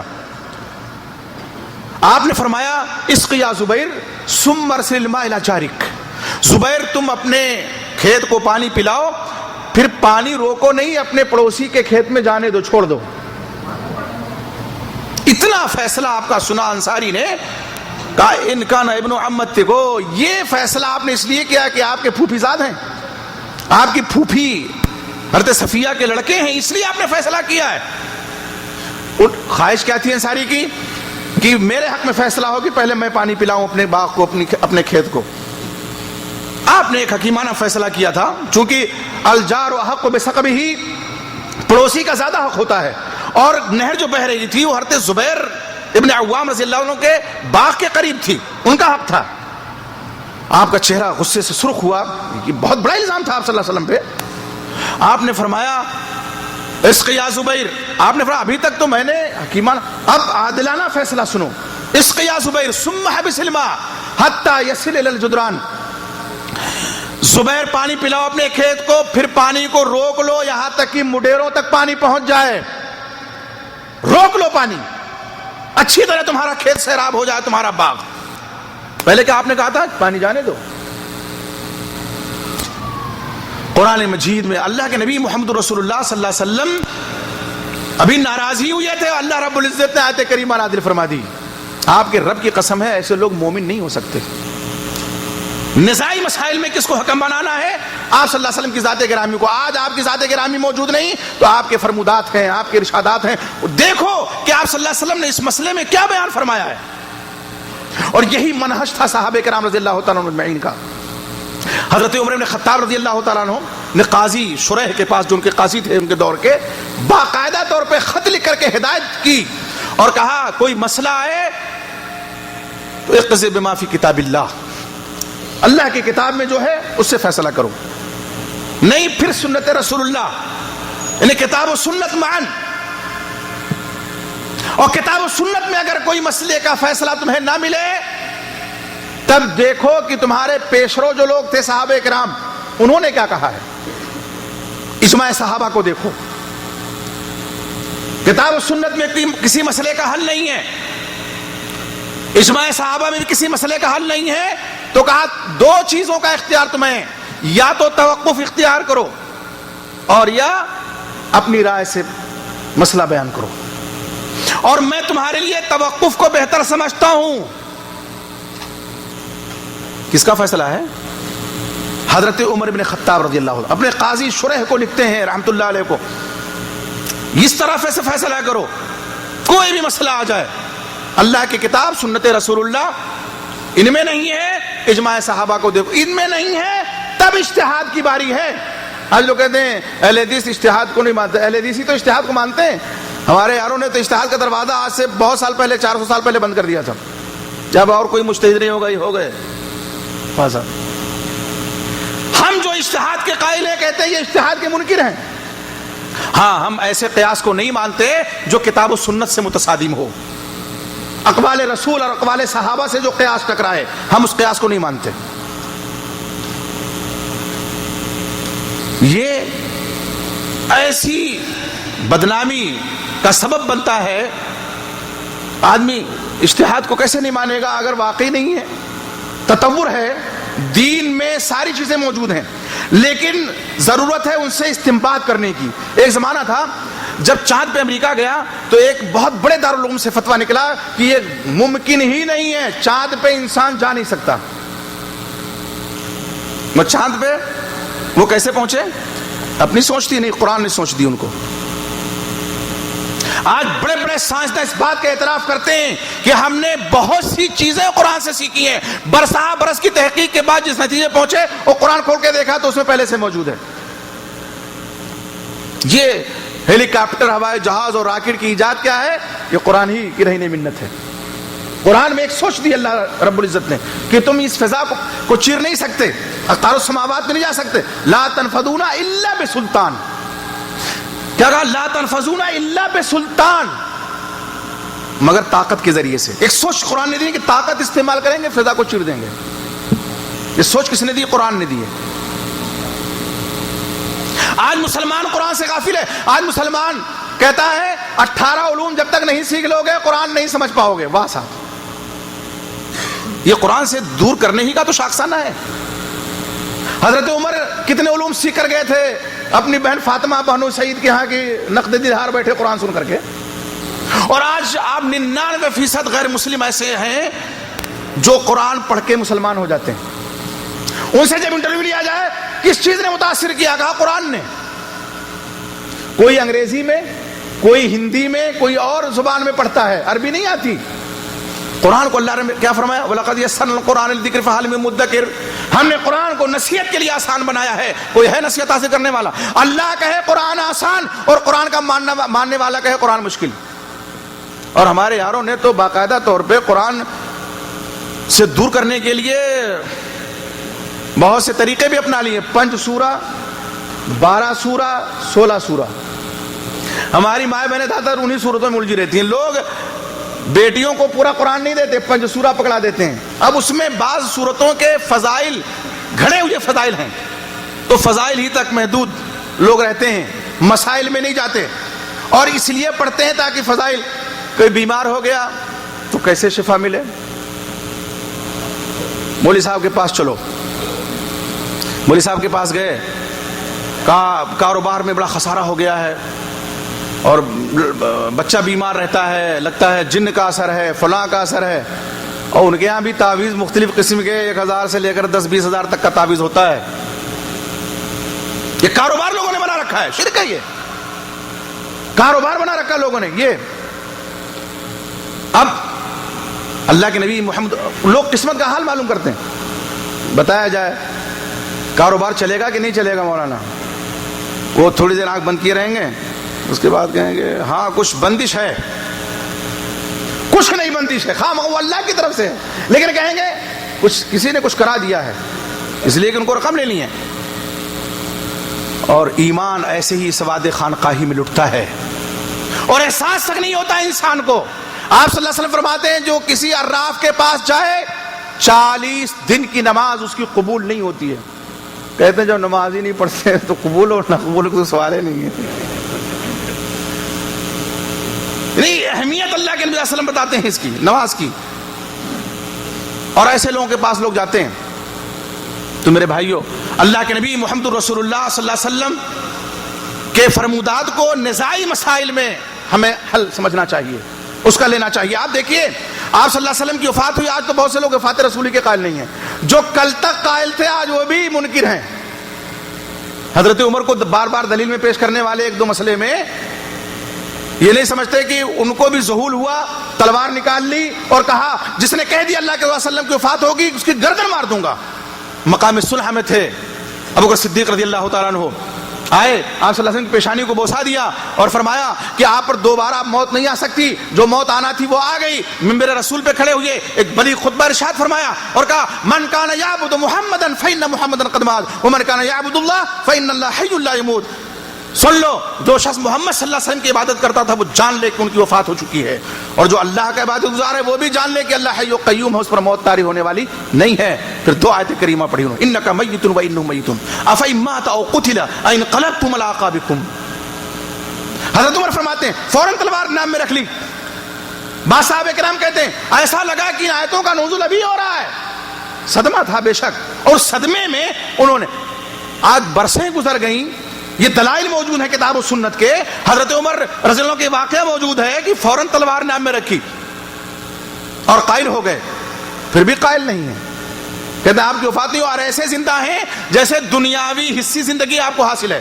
ہاں برزخی زندگی کے سبھی قائل ہیں, لیکن اس دنیا کے اعتبار سے وہ موت ہے. برزخی زندگی کے, آج کسی بزرگ کی وفات ہو جائے تو لوگ کہتے ہیں یہ نہ کہو کہ مر گئے, کہہ دو پردہ کر گئے. عجیب مسئلہ ہے, کہہ دو پردہ کر گئے ہیں. برزخ کے معنی ہی پردہ کے ہوتے ہیں, جو بھی مر گئے وہ پردہ ہی کر جاتا ہے, کوئی بھی ہو. ہاں وہاں اپنے اعمال کے حساب سے اس کو نمونہ دکھایا جاتا ہے, ایسا نہیں ہے. اب وہ حدیث آپ نے سنی ہوگی, پڑھی ہوگی, اگر آدمی جنتی ہے جنت کی کھڑکی کھول دی جاتی ہے, جہنمی ہے جہنم کی, تو احساس تو اس کو ہوتا ہے برزخ میں بھی, لیکن اس دنیا کے اعتبار سے وہ مردہ ہے. عالم 3 ہیں, عالم دنیا جس کو ہم کہتے ہیں, عالم برزخ اور عالم آخرت. برزخ کے حکام دنیا پہ نافذ نہیں ہو سکتے اور نہ ہی آخرت پہ, اور نہ دنیا کے حکام برزخ پہ. ایسے ہم نہیں کہہ سکتے ایسے زندہ ہیں جیسے دنیا میں زندہ تھے. اور بعض لوگ تو نعوذ باللہ یہاں تک لوگوں نے لکھ دیا ہے کہ انبیاء اپنی قبروں میں زندہ ہیں اور اپنی ازواج سے شباشی فرماتے ہیں, علیاذ باللہ ثم علیاذ باللہ. اتنا بازارو لفظ ہے. غسل کرنے کہاں جاتے ہیں, صحبت کرتے ہیں, نعوذ باللہ, یہاں تک لکھا ہوا ہے. معراج کا واقعہ پیش کیا جاتا ہے, آپ صلی اللہ علیہ وسلم نے دیکھا, امامت فرمائی آپ نے نبیوں کی. معراج کا واقعہ دنیا کے اعتبار سے دلیل نہیں بن سکتا ہے, معجزہ ہے نا وہ, اور معجزہ دلیل نہیں ہے کہ ہم یہاں دنیا کے اعتبار سے ہم اس کو دلیل سمجھیں. آپ کو معراج ہوئی تھی, اور معراج عقل حیران کرنے والی بہت سی چیزیں معراج میں ہوئی. آنے واحد میں آپ نے یہاں دیکھا, آنے واحد میں آپ نے کئی آسمانوں پہ انبیاء کرام کو دیکھا. ایسے کیسے ہو سکتا ہے دنیاوی سوچ کے اعتبار سے, لیکن ہوا, اور اسی کو معجزہ کہتے ہیں. جہاں عقل عاجز آ جائے, عقل حیران ہو جائے, ششتر ہو جائے.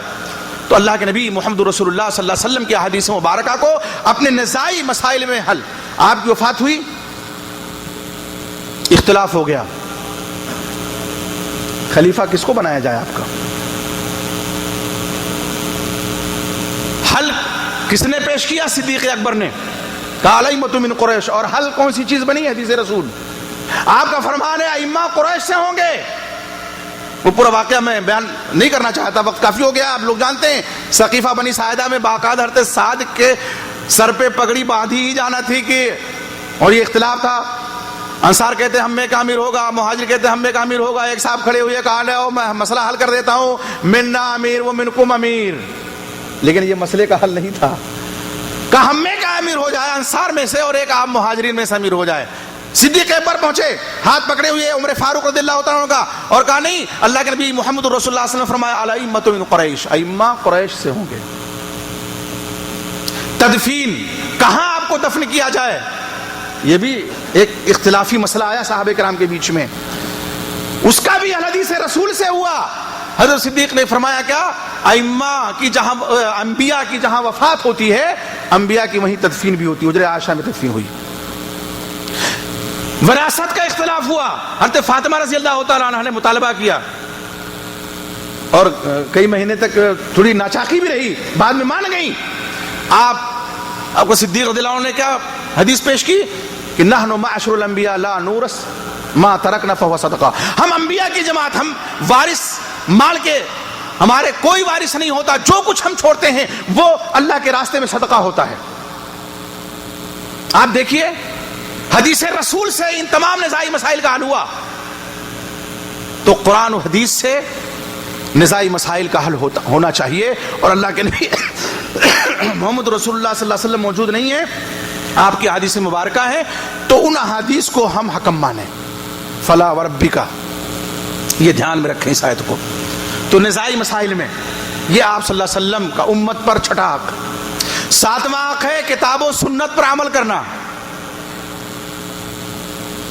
اتبعوا ما انزل الیکم من ربکم ولا تتبعوا من دونہ اولیاء قلیلا ما تذکرون. اللہ نے فرمایا پیروی اس کی کرو جو تمہاری طرف تمہارے رب کی طرف سے نازل کیا گیا ہے، اور اس کے علاوہ دیگر اولیاء کی پیروی نہ کرو، تم بہت کم نصیحت پکڑنے والے ہو. اور وحی الہی کتاب و سنت ہی کا نام ہے. قرآن میں سورہ نجم میں اللہ نے فرمایا وما ينطق عن الهوى ان هو الا وحی یوحى، اللہ کے رسول اپنی طرف سے کچھ نہیں کہتے، جو کچھ فرماتے اللہ کی طرف سے وحی ہوتی ہے. حدیث رسول کو بھی اللہ نے وحی بنا دیا. ایک وحی جلی ہے قرآن، اور حدیث رسول وحی خفی ہے، یہ وحی مطلوع ہے، وہ وحی غیر مطلوع ہے. تو کتاب و سنت پر عمل کرنا. اور آپ نے فرمایا ترکت فیکم امرین لن تضلوا ما تمسکتم بہما کتاب اللہ و سنتی. دو چیزیں چھوڑ کے جا رہا ہوں، جب تک مضبوطی سے پکڑے رہو گے ہرگز گمراہ نہیں ہو سکتے. ایک اللہ کی کتاب، دوسرے میری سنت. یہ آپ کا 7واں حق ہے امت پر. اور 8واں اور آخری حق کیا ہے، کثرت سے آپ صلی اللہ علیہ وسلم پر درود بھیجنا. ان اللہ وملائکتہ یصلون علی النبی یا ایھا الذین آمنوا صلوا علیہ وسلموا تسلیما.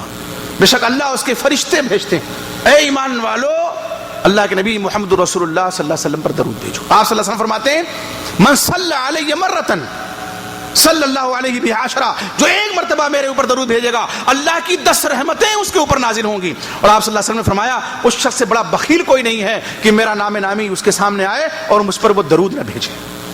تو آپ صلی اللہ علیہ وسلم پر کثرت سے درود بھیجنا یہ آپ کا 8واں حق ہے امت پر، کہ جب بھی آپ صلی اللہ علیہ وسلم کا نام آئے ہم کم سے کم جو درود صحابہ جس کو ہم کہتے ہیں صلی اللہ علیہ وسلم، افضل ہے ہم درود ابراہیمی پڑھیں. اللہم صلی علی محمد وعلی آل محمد کما صلیت علی ابراہیم وعلی آل ابراہیم انک حمید مجید. اللہم بارک علی محمد وعلی آل محمد کما بارکت علی ابراہیم وعلی آل ابراہیم انک حمید مجید.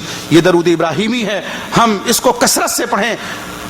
یقین جانیے یہ جو مختصر طور پہ حقوق بیان کیے گئے ہیں، اللہ کے نبی محمد رسول اللہ صلی اللہ علیہ وسلم کو اللہ کا بندہ اور رسول ماننا، آپ کی عزت و توقیر کرنا، اللہ کے بعد سب سے زیادہ محبت کرنا، آپ کی اطاعت کرنا، آپ کے اسوہ حسنہ پر عمل کرنا، آپ کو آئیڈیل ماننا، اور نزاعی مسائل میں آپ کو حکم سمجھنا، آپ کے فیصلے کو بلا چنو چرا تسلیم کر لینا، کتاب و سنت پر عمل کرنا، اور کثرت سے آپ صلی اللہ علیہ وسلم پر درود بھیجنا. یہ 8 حقوق ہیں کتاب و سنت کی روشنی میں. ان پر اگر ہم عمل کر لے جائیں تو واقعی امت حق ادا کر لے جائے گی. اور ان حقوق میں اگر ادنا بھی کوتاہی ہوئی تو پھر ہمیں اپنی خیر منانی چاہیے اور اللہ رب العزت سے دعا کرنی چاہیے کہ اللہ رب العزت نبی گرامی امام اعظم محمد رسول اللہ صلی اللہ علیہ وسلم کے حقوق کو ادا کرنے کی ہمیں زیادہ سے زیادہ توفیق عطا فرمائے. اللہ تعالیٰ نے جس طرح سے ہمیں ایمان کی دولت عطا فرمائی ہے اسی طرح ہمیں اس کی حفاظت کی توفیق عطا فرمائے. عقید توحید سے ہمارا رشتہ قیامت تک اللہ رب العزت جوڑے رکھے، اور اللہ تعالیٰ ہمارا حشر مومنین کے ساتھ، صدیقین کے ساتھ، شہداء کے ساتھ، انبیاء کے ساتھ فرمائے. اللہ رب العزت جب تک اس دنیا میں زندہ ہیں ایمان پہ زندہ رہیں اور ہمارا خاتمہ ہو تو ایمان پہ ہو. اللہ میں اس کی توفیق عطا فرما. اللہ میں جو لوگ بیمار کو شفا عطا فرما, اور ہمارے وہ بھائی جو قرض دار ہیں اللہ کوئی آسان سی بل پیدا فرما دے, ان کا قرض دور ہو جائے. اللہ ہمارے وہ مسلمان بھائی جو دنیا کے کسی خطے پریشان حال ہیں اللہ ان کی پریشانی کو دور فرما. اللہ جتنے مسلمان بھائی یہاں حاضر ہیں ان کی حاضری کو قبول فرما. اللہ ان کے کاروبار میں برکت عطا فرما. اللہ رب العزت یہ اپنا وطن چھوڑ کر کے خیش و قاریب کی محبت تش کر کے یہاں حصول رزق کے لیے آئے ہیں, اللہ زیادہ سے زیادہ ان کو رزق عطا فرما, اور سب سے بڑی دولت جو توحید کی اللہ تو نے ان کو دی ہے اس کی حفاظت کی توفیق عطا فرما. اللہ یہ سب سے بڑی دولت ہے ایمان کی, سب سے بڑی دولت توحید کی ہے. اللہ ہم تیرے شکر گزار ہیں, ہزار بار شکر گزار ہیں کہ اللہ تو نے ہمیں اس نعمت سے مالا مال فرمایا ہے. اللہ اس نعمت کو ہمیں برتنے کی توفیق عطا فرما. آمین. تقبل. السلام علیکم ورحمۃ اللہ. جزاک اللہ خیر. ابھی آپ لوگ بیٹھے رہے, انشاءاللہ سوال جواب ہوں گے کچھ, اور اس کے بعد جو ہے آپ لوگوں سوال کیے جائیں گے. آپ لوگ کے جو جس کے سوال صحیح ہوں گے پھر جو ہے ان کو کتابوں شکل میں انعام دیا جائے گا. ابھی آپ لوگ جائیے گا نہیں, اور انعام میں یہ DVD بھی دی جائے گی, اس میں قرآن کی تفسیر شیخ جلال الدین القاسمی صاحب کی ہے, یہ ان کتابوں کے ساتھ بھی ملے گی. دوسرا یہ ہے کہ باہر کچھ CD رکھی ہوئی ہیں جو کٹولی میں 15 دسمبر کا پروگرام ہوا تھا, اس کی DVD ہے. وہاں ایک مدرسے کی بنیاد رکھی گئی تھی جن میں شیخ شہاب الدین صاحب نے وہاں درس دیا تھا اور دیگر علماء آئے تھے. تو شیخ سے سوال کرتے ہیں, جب کسی شخص سے یہ کہا جاتا ہے کہ قبر کی پوجا نہ کیا کرو تو وہ کہتا میں قبروں پہ جاتا نہیں ہوں, نہ شرک کرتا ہوں, لیکن ان کے گھروں میں یا تو تاکیں پائی جاتی ہیں یا گھروں کے اندر تعویذ لٹکے ہوئے ہوتے ہیں, کیا یہ شرک نہیں ہے؟ شیخ سے سوال کرتا ہوں. الحمدللہ والصلاۃ والسلام علی رسول اللہ وبعد. ابھی بھائی نے جو سوال کیا ہے کہ بعض لوگ کہتے ہیں ہم قبروں کی پوجا نہیں کرتے ہیں. ہو سکتا ہے وہ قبروں کی پوجا نہ کرتے ہوں, صرف قبر کی زیارت کے لیے جاتے ہوں, عبرت کے لیے, لیکن اگر گھروں میں لوگ طاق جیسا کہ رکھتے ہیں, اور لکھنؤ میں یہ بیماری بہت بڑی ہے. ایک قصبہ ہے دیواں کے وارث علی شاہ تھے جن کو وارث پیا بھی لوگ کہتے ہیں, پتہ نہیں کس نسبت سے. تو باقاعدہ ان کے طاق لوگ سجاتے ہیں, اور ان کا مجسمہ تو نہیں ہم نے دیکھا ہے لیکن تصویر وغیرہ لوگ رکھتے ہیں. یہاں ہمارے جاوید بھائی نے جو سوال کیا ہے ان کے محلے میں بھی بعض گھروں میں یہ چیز میرے خیال سے ہے. تو شرک آخر کس کو کہتے ہیں؟ یہی چیز تو شرک ہے کہ جو ہم اللہ کے ساتھ کرنا چاہیے وہ غیر اللہ کے ساتھ ہم کر رہے ہیں. طاق جو سجائے جاتے ہیں کس لیے؟ تاکہ ہماری مراد پوری ہو. تعویذ گنڈا کس لیے لٹکایا جاتا ہے؟ تاکہ ہماری مراد پوری ہو. اور آپ صلی اللہ علیہ وسلم فرمایا من تعلق تمیمۃ فقد اشرک, جس نے تعویذ لٹکایا اس نے شرک کیا. من تعلق شیئا فقد وکل الیہ, جس نے کوئی چیز لٹکائی تو اس کا اعتماد اسی پر ہو جاتا ہے, اللہ سے اس کا توکل ہٹ جاتا ہے. ظاہر ہے یہ شرک ہے. تو ایسے شرک کے مظاہر سے اللہ رب العزت سے توبہ کرنی چاہیے, اور بھلے سے آدمی قبر کی پوجا نہ کرے لیکن یہ کسی قبر کے پوجا سے کم نہیں ہے کہ قبر والے کا طاق آدمی سجائے. دوسرا سوال یہ ہے, کیا بے نمازی بھی جہنم میں جائے گا؟ جی, وہ بے نمازیوں کے تعلق سے تو اللہ نے خود فرمایا, وہ کہیں گے کہ وَلَمْ نَكُ مِنَ الْمُصَلِّينَ. تو بے نمازی واقعی اگر ایک دم چھوڑتا ہے آدمی نماز اور پڑھتا نہیں, زندگی بھر نماز نہیں پڑھتا ہے, تو ظاہر ہے کہ جہنم میں ہو جائے گا. البتہ ایک چیز یہ اختلافی ہے, آپ صلی اللہ علیہ وسلم نے فرمایا کہ من ترک الصلاۃ متعمدا فقد کفر, جس نے جان بوجھ کے نماز چھوڑی اس نے کفر کیا یا کافر ہو گیا. علماء عرب کہتے ہیں وہ کافر ہو گیا. پوچھا جائے تو مسلمان کیسے ہوگا؟ کہاں نماز پڑھنا شروع کر دے مسلمان ہو جائے گا.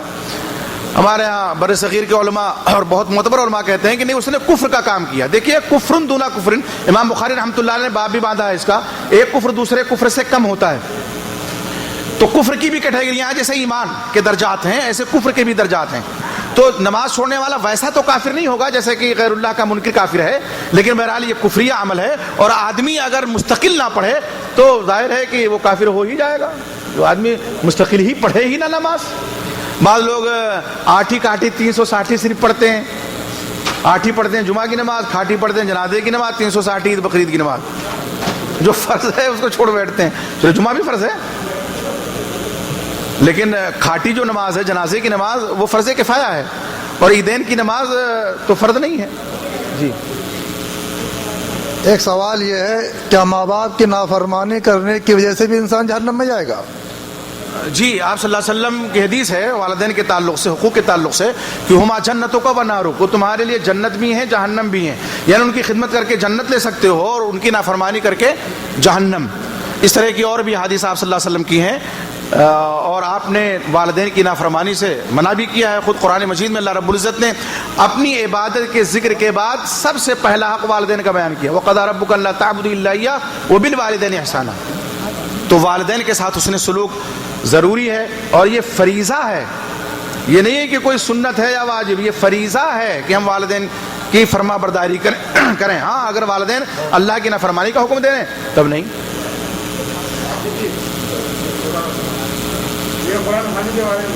ابھی بتا رہے ہیں، ایک سوال یہ ہے، کیا اللہ سبحانہ و تعالیٰ نے مسلمانوں کے 2 گروہ تیار کیے ہیں، ایک جو ہے دینداری کرے اور ایک جو ہے دینداری نہ کرے، سارے برے کام کرے، پھر بھی تنقید جو ہے داڑھی والے پہ نمازی پہ کرتا ہے؟ کیا اللہ نے ایسا گروہ بنایا ہے؟ نہیں، یہ سوچ غلط ہے. دیکھیے دین پر عمل کرنے کے لیے سبھی کو اللہ نے کیا فرمایا، وما خلقت الجن والانس الا ليعبدون، میں نے جنوں انسانوں کو صرف اپنی عبادت کے لیے. ہمارا مقصد ہے تخلیق اللہ کی عبادت ہے، اور اس میں کوئی گروہ نہیں کہ یہ مخلوق عبادت کرے یہ مخلوق عبادت نہ کرے. اور جتنا ہمیں معلوم ہے اس کی تبلیغ بھی ہمیں کرنی ہے. بلغوا عنی ولو آیہ، آپ صلی اللہ علیہ وسلم نے فرمایا کہ میری طرف سے تبلیغ کرو، بات پہنچاؤ، چاہے ایک ہی بات ایک ہی آیت کیوں نہ ہو. تو یہ کیٹیگریاں جو بعض لوگوں نے بنا رکھی ہیں کہ یہ داڑھی والے ہیں، یہ بے داڑھی والے ہیں، اللہ کرے سبھی مسلمان داڑھی والے ہو جائیں. آپ صلی اللہ علیہ وسلم کی یہ مستقل سنت ہے، اور ظاہر ہے کہ یہ شعار ہے اسلام کا، اور شعار اسلام میں سے ہے، تو مذاق نہیں بلانا چاہیے کہ وہ داڑھی والے نے ایسا کیا. داڑھی والا انسان ہے، اس سے بھی غلطیاں ہو سکتی ہیں. ایسا نہیں ہے کہ جرم کا جو ہے بے داڑھی والا کرے تو جرم نہیں ہے، اور اگر وہی جرم داڑھی والے سے ہو جائے تو بہت بڑا مجرم ہو جائے. جرم ہے، چاہے وہ داڑھی والا کرے اور چاہے بے داڑھی والا کرے، اور دونوں کا جرم یکساں ہے. اگر یکساں جرم کرتے ہیں تو دونوں کا گناہ بھی یکساں ہے. بھائی نے پوچھا تھا ابھی قرآن خوانی کے تعلق سے.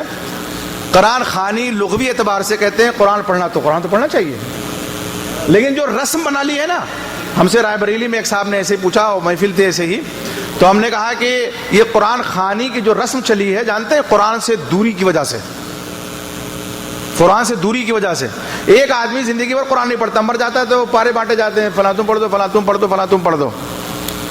ہم کہتے ہیں کہ قرآن پڑھنے کا ثواب مردے کو ملتا ہے. پوچھئے کیسے ملتا ہے؟ اگر آپ نے اپنی اولاد کو قرآن کی تعلیم دلائی ہے تو جب آپ کی اولاد قرآن پڑھے گی، چاہے آپ حیات ہوں چاہے وفات ہو جائے آپ کی، تب آپ کو ثواب ملے گا. موسم کا انتظار نہیں کرنا پڑے گا. اس لیے کہ اللہ علیہ وسلم کی حدیث ہے، الدال علی الخیر کفاعلہ، خیر کی طرف رہنمائی کرنے والا ایسے ہی جیسے کہ خیر کرنے والا خود ہے، وہ نیکی کرنے والا. تو اگر ہم نے اپنی اولاد کو قرآن کی تعلیم دی ہے تو جب ہماری اولاد قرآن پڑھے گی تب ہمیں ثواب ملے گا. ہم قرآن پڑھیں گے، ہمارے والدین کو، ہمارے اساتذہ کو جنہوں نے ہمیں قرآن پڑھایا، ماحول دیا، سب کو ثواب ملے گا. یہ بہتر ہے کہ پارے بانٹ دیں. ہم لوگ بھی بچپن میں، معاف کیجیے گا، یقین جانیے یہ استہزاء ہے قرآن کے ساتھ. قرآن خوانی جو لوگ کرتے ہیں، مدرسوں میں پہلے طلبہ کو متعین کر دیا جاتا تھا اور لڈو ملتے تھے. تو اب یہ اگر 30 ورق میں پارا ہے تو جلدی میں 4-5 ورق پہلے اڑ دیتے تھے، جلدی ختم ہو، بھاگے لڈو لے کر کے. کیا ہے یہ؟ مذاق ہے.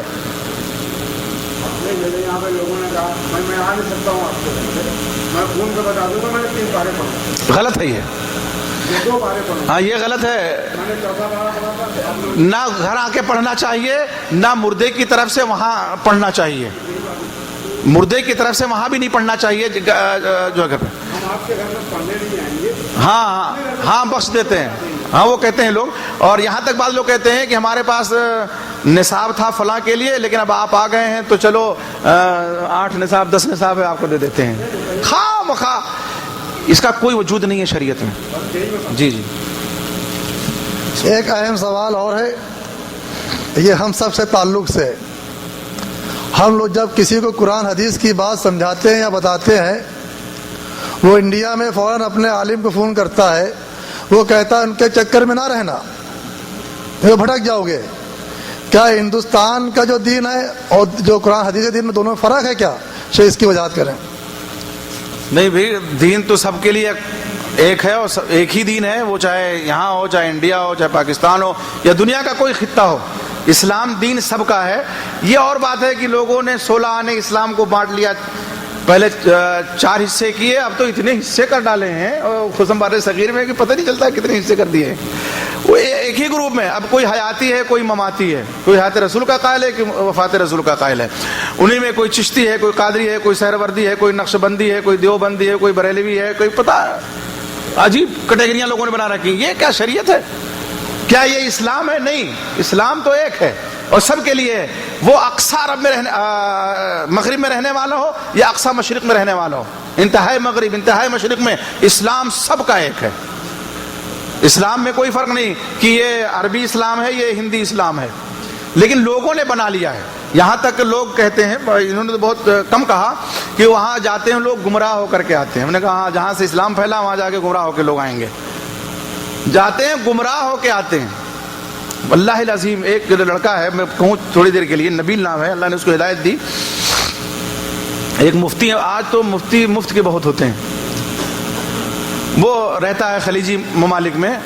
اللہ رب العزت نے توفیق دی, قبول شخص نے کیا. وہ مفتی صاحب اس کے گھر کئی مہینے ٹکتے تھے جا کر کے.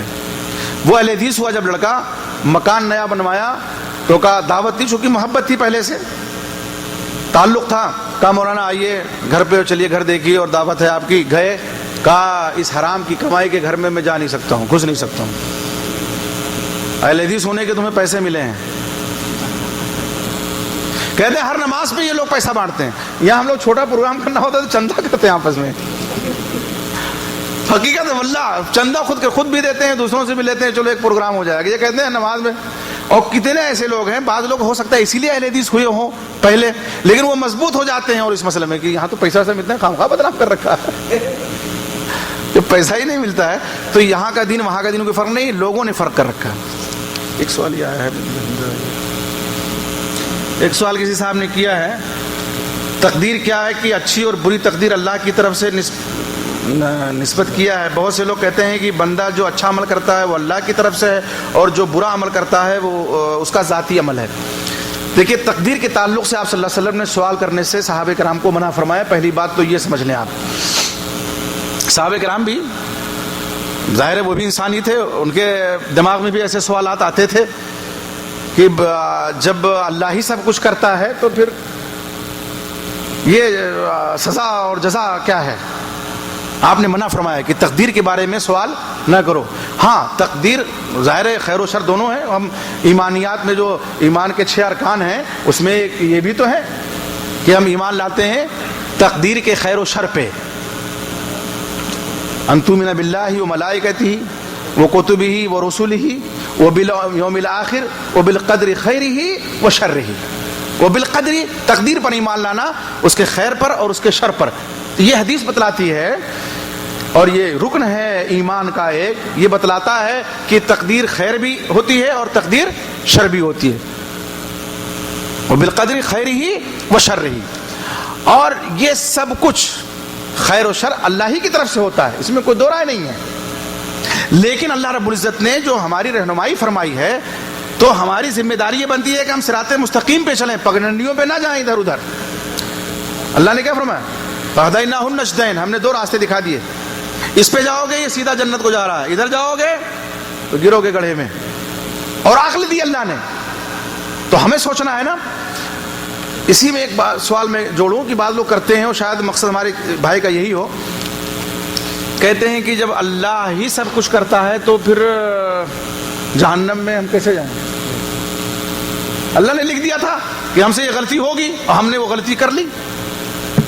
اللہ کو الزام نہیں دے سکتے, اس لیے کہ اللہ نے جو تقدیر لکھی نا اپنے علم کے اعتبار سے, یہ سمجھ لیں آپ, تقدیر علم کے اعتبار سے. علم اللہ کا پہلے ہے اور تقدیر بعد میں.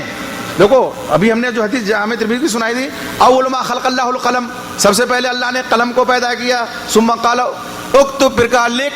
قال ماذا اکتب قال اکتب القدر تقدیر لکھ. اللہ کے علم میں جو چیز تھی اللہ وہ لکھتا گیا. ایک مشینری بنانے والا جب کوئی مشین بناتا ہے تو اس کی خاصیت بھی وہ نا کہ یہ کام کرے گی یہ کام کرے گی اور فلاں موقع پہ معطل ہو جائے گی, اگر ایسے چلے گی تو یہ خراب ہو جائے گی, ویسے چلے گی تو صحیح چلے گی. وَلِلَّهِ الْمَثَلُ الْأَعْلَىٰ, اللہ رب العزت نے ہمیں پیدا فرمایا تو اللہ کے علم میں ہے کہ ہم کیا کام کریں گے دنیا میں جا کر کے, کیا کام کریں گے. اس اعتبار سے اللہ رب العزت نے ہماری تقدیر لکھ دی, کیا کام کریں گے. اب جو کام کریں گے وہ ظاہر ہے اس کا انجام ہمیں ملے گا. اگر اچھا کام کریں گے جنت, برا کام کریں گے نعوذ باللہ ثم نعوذ باللہ جہنم. تو اللہ کو الزام نہیں دیا جا سکتا ہے, اس لیے کہ اللہ رب العزت نے اپنے علم سے تقدیر, اپنے علم کے مطابق اللہ رب العزت نے تقدیر لکھی ہے. اور تقدیر خیر بھی ہوتی ہے اور تقدیر شر بھی ہوتی ہے. اور سب سے بنیادی چیز ہے کہ تقدیر کے بارے میں سوال نہیں کرنا چاہیے, ورنہ آدمی کی گمراہی کا خطرہ ہے. جیسے وہ کہتے ہیں اللہ نے ہمیں پیدا کیا, تو پھر ایک سوال آتا ہے, شیطان ڈالتا ہے پھر اللہ کو کس نے پیدا کیا, نعوذ باللہ من ذالک. یہ خیال فوراً آدمی کو جھٹک دینا چاہیے. تو ایسے خیالات سے اللہ رب العزت تمام مسلمانوں کو محفوظ رکھے. جزاک اللہ خیر. بس آپ لوگ 5 منٹ اور رک جائیے, آپ لوگ کے سوال ہونے جا رہے ہیں, بس آپ لوگ کی کتابیں ملنے جا رہی ہیں انشاءاللہ. میں شیخ نعیم اللہ صاحب سے گزارش کرتا ہوں آگے سوال پوچھیں, مختصر سوال پوچھیے اور جلدی نام بانٹیے. 3 سوال. بسم اللہ الرحمن الرحیم. گزارش یہ ہے کہ جو پاکستان بھائی جواب دے گا اس کو اردو کتاب مل جائیں گی, اور انڈین جو ہندی جانتے تو ہندی کتاب مل جائے گی. جواب کے ساتھ اپنی نیشنلٹی کی وضاحت بھی کر دیں. آج کے پروگرام کے توسط سے سب سے پہلا سوال جو بڑا سادہ سا اور بنیادی ہے کہ شیخ نے کتنے نقاط بیان کیے ہیں اور ان کی تفصیل کیا ہے. آج کے پروگرام میں شیخ نے کتنے پوائنٹس بیان کیے ہیں اور ان کی تفصیل کیا ہے. سب بولنے غلط ہو جائے گا. ہاتھ صرف کھڑے کریں, پھر سے دوسرا پوچھیے. آدمی ہاتھ اٹھا گا پہلے, اس کو کھڑا ہو دیا بتائیں. نہیں چلیں, اس پہ یہ کہ یہی سوال پھر ریپیٹ میں کر دیتا ہوں. کتنے پوائنٹس تھے اور ان کی ڈیٹیل. جو جواب دینا چاہتا ہے ہاتھ کھڑا کرے صرف. جی نہیں بس شارٹ ان کی جو مین ہیڈنگز تھیں, بس ان کی ہیڈ لائنز جو تھیں بس. محمد صلی اللہ علیہ وسلم کو اللہ کے نبی اور بندہ سمجھنا, اور امت کی توقیر کرنے اور عزت کرنا, اور جو سورۃ الاعراف اور حجرات میں ہے. اور اس کے بعد اللہ کے بعد سب سے زیادہ محبت محمد صلی اللہ علیہ وسلم سے کرنا, اور اس کے بعد اس کے حسن حسنے پر محمد صلی اللہ علیہ وسلم کا اپنا آئیڈیل ماننا, اب آپ صلی اللہ علیہ وسلم کی اطاعت کرنا, کتاب سنت پر عمل کرنا, محمد صلی اللہ علیہ وسلم پر درود بھیجنا. ایک اس میں صرف تھوڑے پوائنٹ کی وضاحت آپ نے ماشاءاللہ سارے کہ اپنے نزاعی معاملات میں بھی رسول اللہ صلی اللہ علیہ وسلم کو اپنا ثالث اور اپنا مین جو ہے وہ مسئلہ کا حل کرنے کے لیے اللہ کے رسول صلی اللہ علیہ وسلم کو اپنا ثالث تسلیم کرنا. آپ نے صحیح جواب دیا ماشاءاللہ. اللہم بارک فی علمک و جہدک.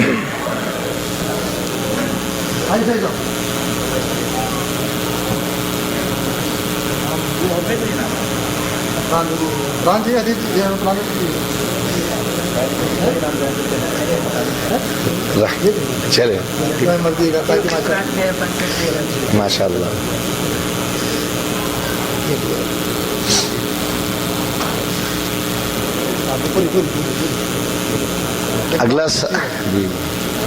اگلا سوال یہ جو کہ انہوں نے مجھے کہا ہے, میں نے اپنے حساب سے سوچے ہیں, واللہ عالم کہ وہ مشکل ہیں آسان ہے, بہرحال اللہ آپ کے لیے آسانی فرمائے.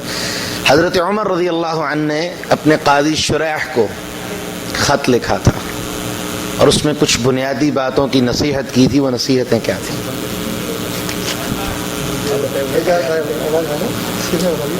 چلے آپ بتا دیں.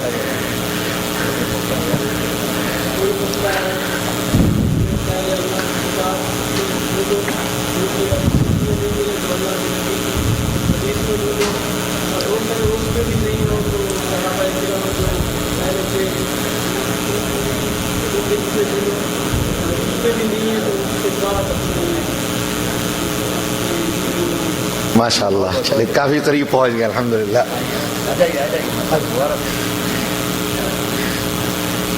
کہاں کے رہنے والے؟ ماشاء اللہ. جاتے ہیں لیکن ہندی میں ہے.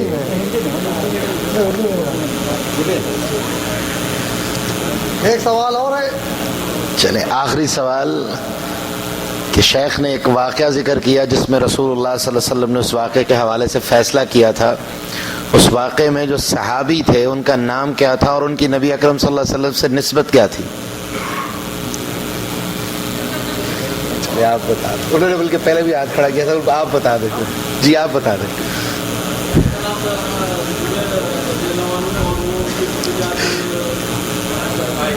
نام زبیر بن عوام. آ جائیے. ٹھیک ہے انشاءاللہ.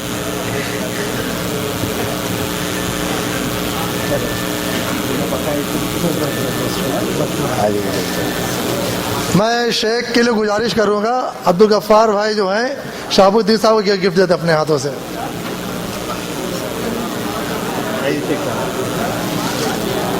ماشاءاللہ اپنے محترم مہمان محترم کو ایک بطور گفٹ جدہ کی طرف سے یہ پیش کیا جاتا ہے. اسپیکر ہے جو وہاں پہ ہندوستان کے پروگراموں میں اس کو استعمال کریں گے انشاءاللہ.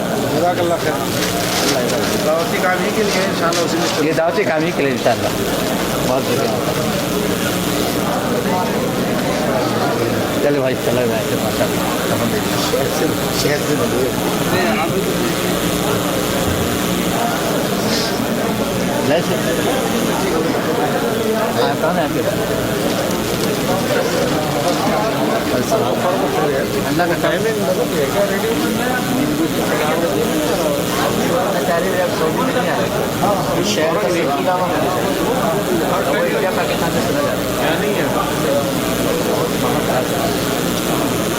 آپ لوگ جو ہے وہ جو یہاں پہ مسجد